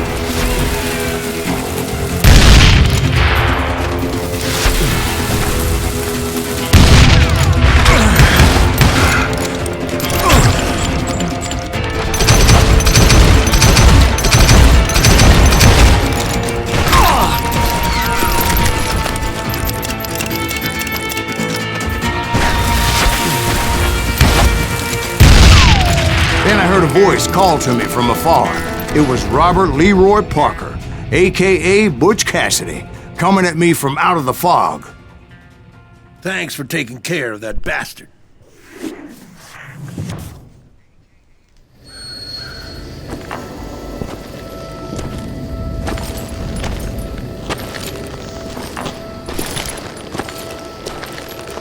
Why the hell does my thing still say helping noobs grind? It was not supposed to.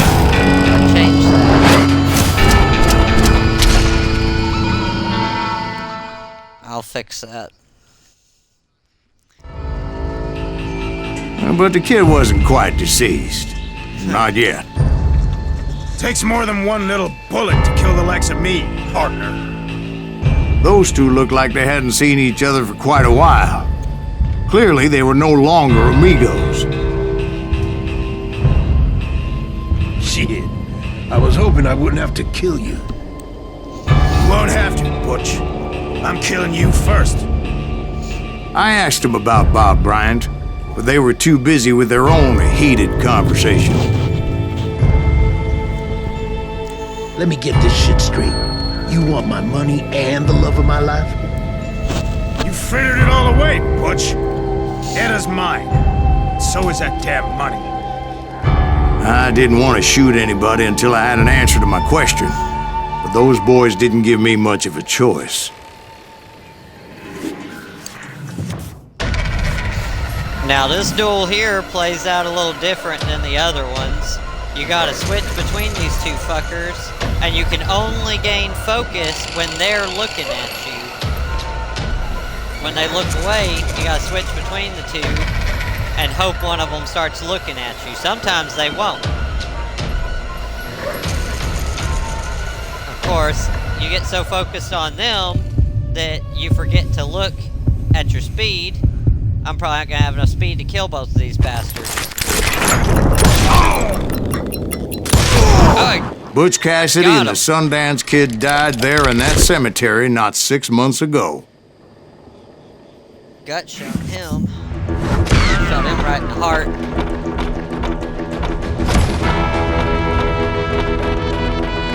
Alright. Now for the finale.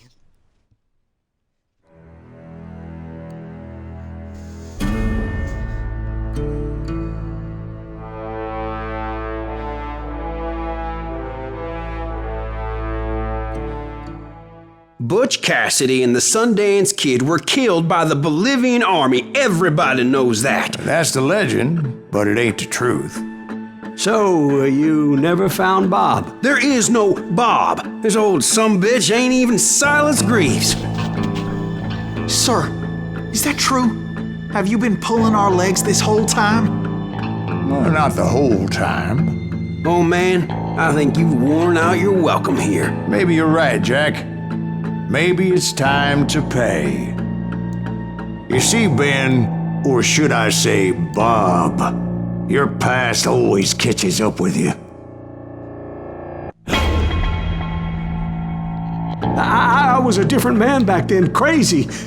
Drinking, I've changed my ways, I swear to you. If I could turn back the clock, But you can't, Bob.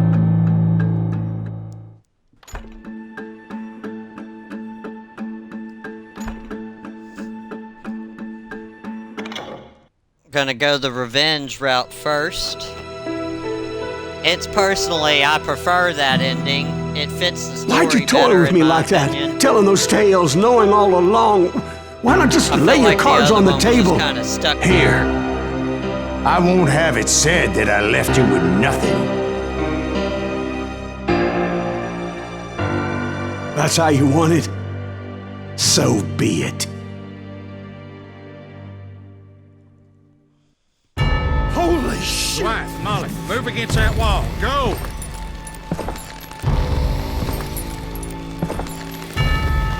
Now you'll notice for this one, you don't get to see your focus or your speed. You just have to hope that you've got it. It's not much harder than any of the other ones, but this fucker is pretty fast, so...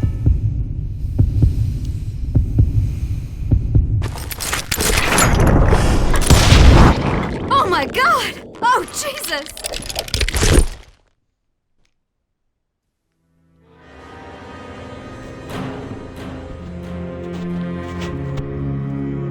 Did you know it was him all along?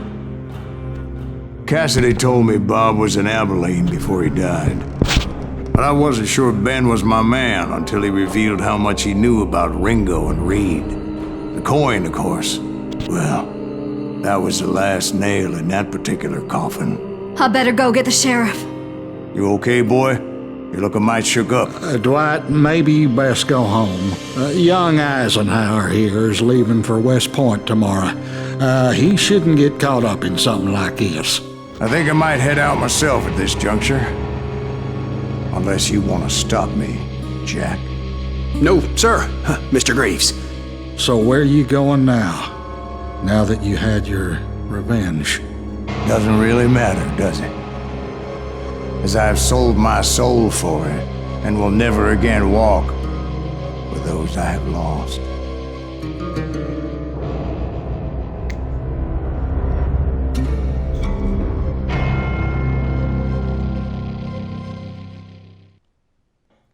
Ooh, dear. Oh, dear. Won't you spare me over till another year?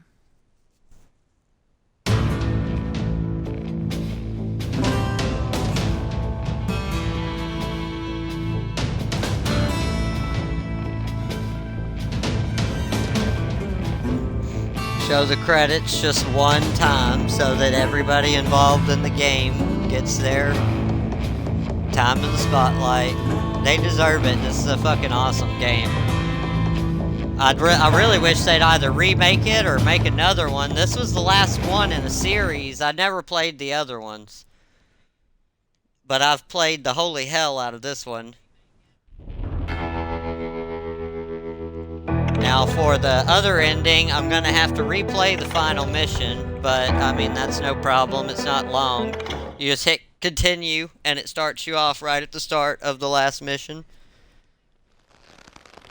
Well, I don't know about you boys, but I'm pretty beat. Skip the it's cutscene here so we can get into it. It's the same cutscene, so you're not missing nothing me skipping it this time.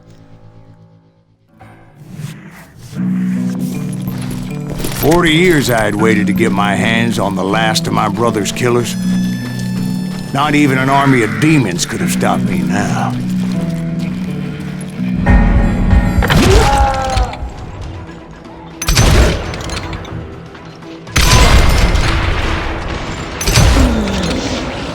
Both Johnny Ringo and Jim Reed fell fairly quickly. But the last one, Roscoe Bob Bryant. That son of a bitch had managed to escape my vengeance time and time again. I couldn't even be certain I'd recognize him after all those years. By now, he had to be close to 70. For all you know, he could have been dead. That thought had indeed crossed my mind, as did others. For instance, did my thirst for vengeance turn me into something worse than the man I was after? By this point in my storied career, I had killed more men than Bob Bryant ever had. I was furious as hell at that bastard for making me who I am. A man with no family, no friends.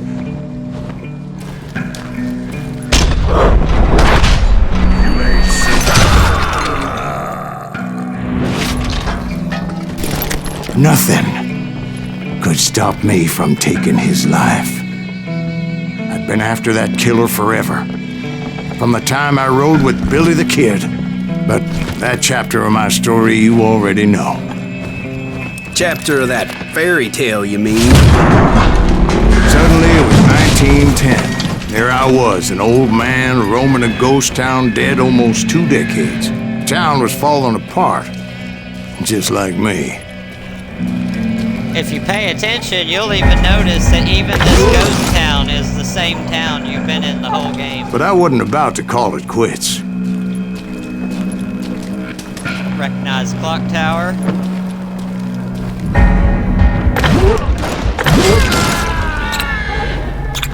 Even though the ghosts of my dead brothers were begging me to end what I started so long ago.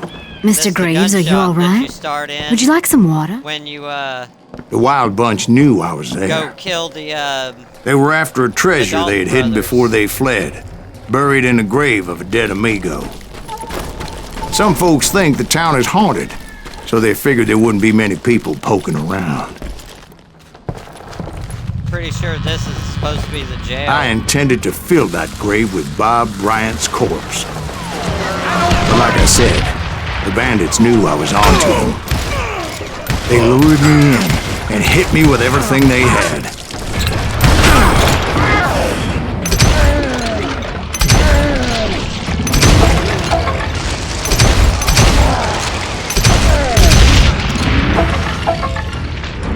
Bury that old asshole!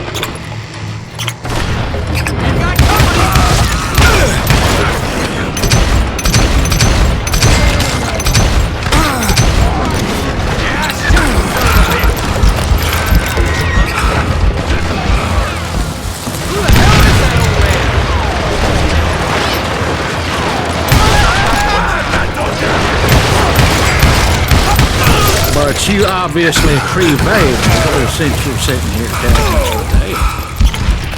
Actually, in that moment, I did not prevail. So I suppose we're talking to a ghost. Funny you should put it like that, Jack.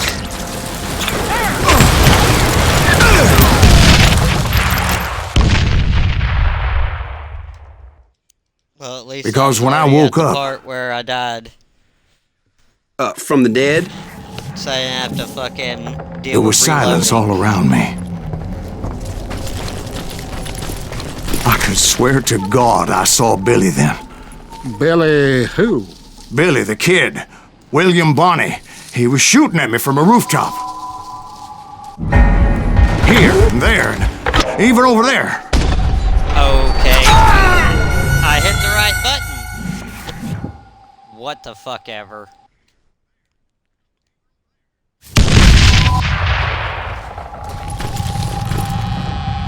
Oh, you motherfucker, let me out. Thank you.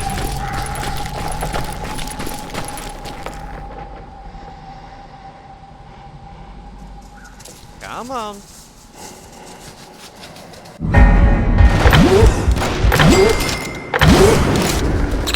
So I am right. You are touched in the head. Mr. Greaves, perhaps we should switch you to coffee? You see that old Indian again, too? No, but I did see Billy's killer, Patrick Floyd Garrett. He came at me guns a-blazing. But I knew that old war horse had died 2 years before. I wondered if maybe I was dead too and confronting the ghosts of my past. Perhaps all my sins were coming back to haunt me and drag me down to perdition. I saw Henry Plummer throw dynamite at me.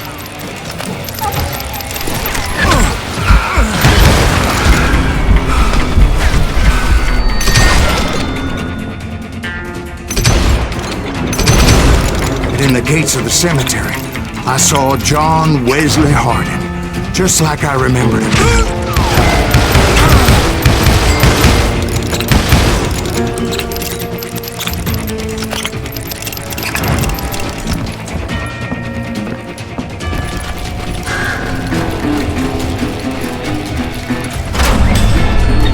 Robert Ollinger appeared with his terrible double-barrel shotgun.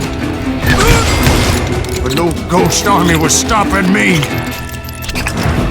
My father-in-law got hit with a fallen branch. He spent the rest of his life talking to dogs.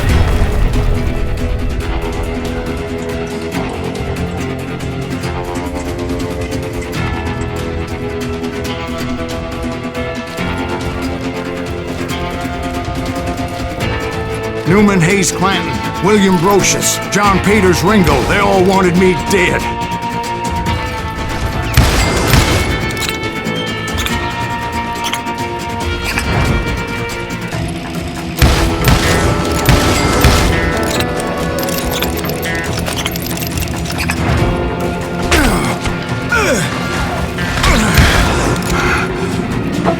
Always one more that you're not expecting.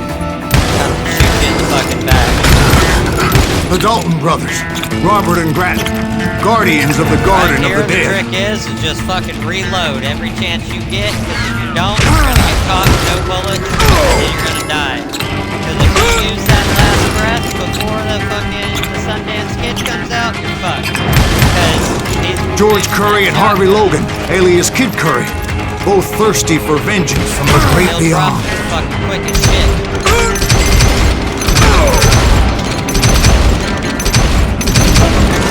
Jesse, Woodson, James, and Jim Reed, each one deader than the next. I thought I would go crazy.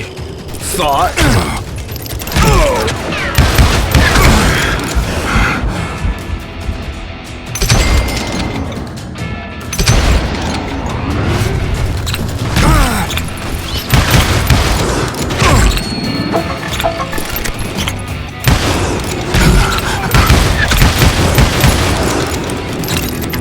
Finally, I saw Harry Alonzo Longabaugh. The Sundance Kid? Like a general leading his legion of the dead. You told us before that you seem alive. He was alive.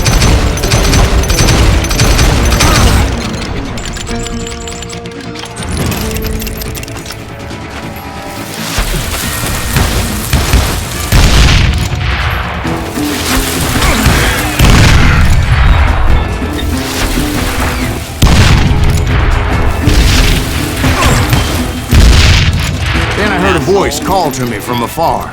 It was Robert Leroy Parker, a.k.a. Butch Cassidy, coming at me from out of the fog. Oh, you fucking kidding. Thanks for taking care of that bastard.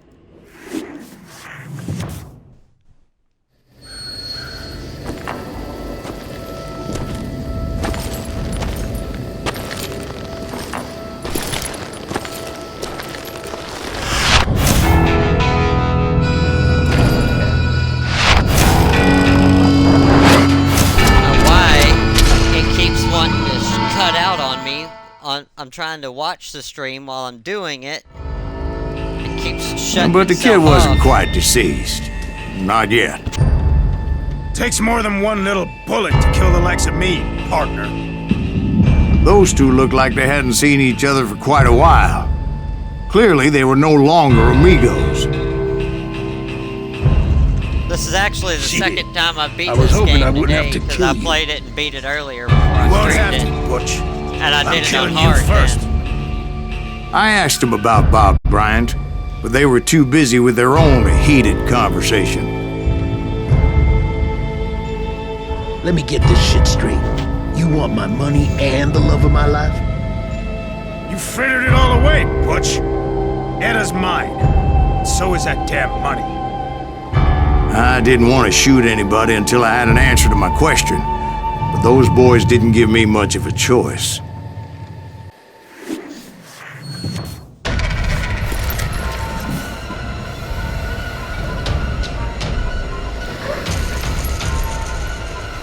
One of you sons of bitches better look at me. That's what I fucking thought. I'm not gonna play this bullshit where y'all stare at each other and it makes it where I can't kill y'all.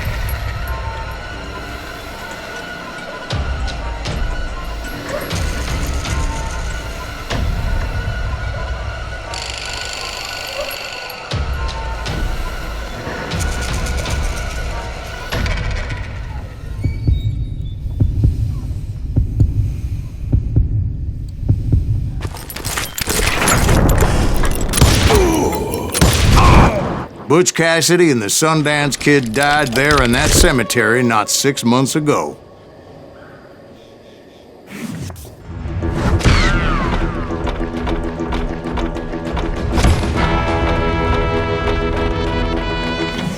Alright.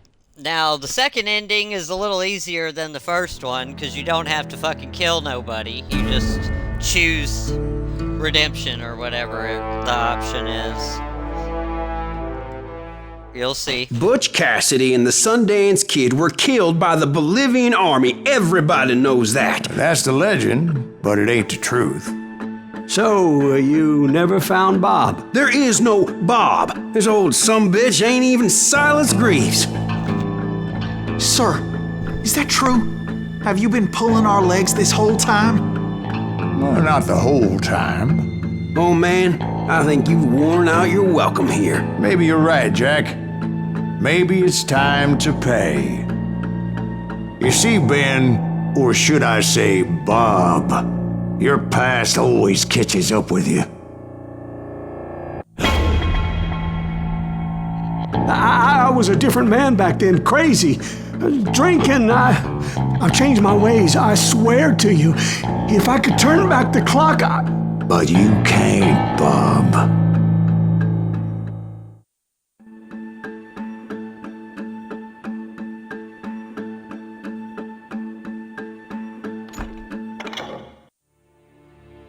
Why'd you toy with me like that? Telling those tales, knowing all along. Why not just lay your cards on the table? Wanted to suss you out, Bob. See what kind of man you turned out to be. Maybe prod you into drawing on me. See, all those years on your trail turned me into a killer. Can't even remember who I was before you tried to murder me. You, on the other hand, walked that very same path in exactly the opposite direction. What do you mean by that? You think your life is worth sparing, Bob? Boy, what's your name again? It's Eisenhower, sir. Dwight Eisenhower. What do you plan to do with your life, Dwight Eisenhower? Tomorrow I'll be leaving for West Point, sir. So, you want to be a soldier? Well, then do it right, son. Don't tear down the world out of anger and spite like I did. You build it up. You do something decent with your life, you hear me? Sir? Yes, sir.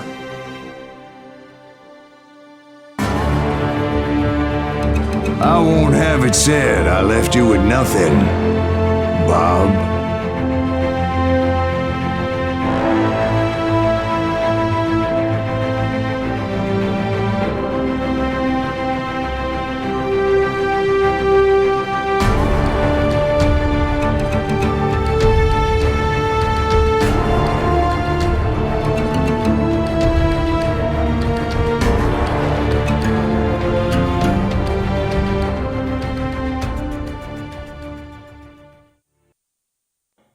Oh, dear.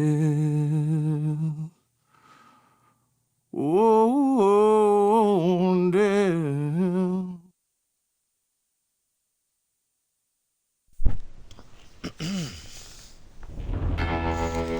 Alright guys, that's it for Call of Juarez Gunslinger, and both endings. There's nothing else really to show you. There's no other hidden little secrets or nothing. I hope you guys enjoyed it. It's a really fun game. I enjoyed playing it, even if I did get angry at some parts. But I mean, you try falling off a fucking train 12 times and tell me you don't get pissed off. But alright guys, I mean, as always, you know, stay classy, have fun. If you feel like subscribing, subscribe. Give me some likes and some follows, and you can find me on YouTube under the same tag as here, NightStalker0. Alright guys, thank you for watching. If you took the time to watch, if you sat through the whole thing, I really appreciate that, because I know this was like a 3-hour stream, but whatever. You guys have a good night, or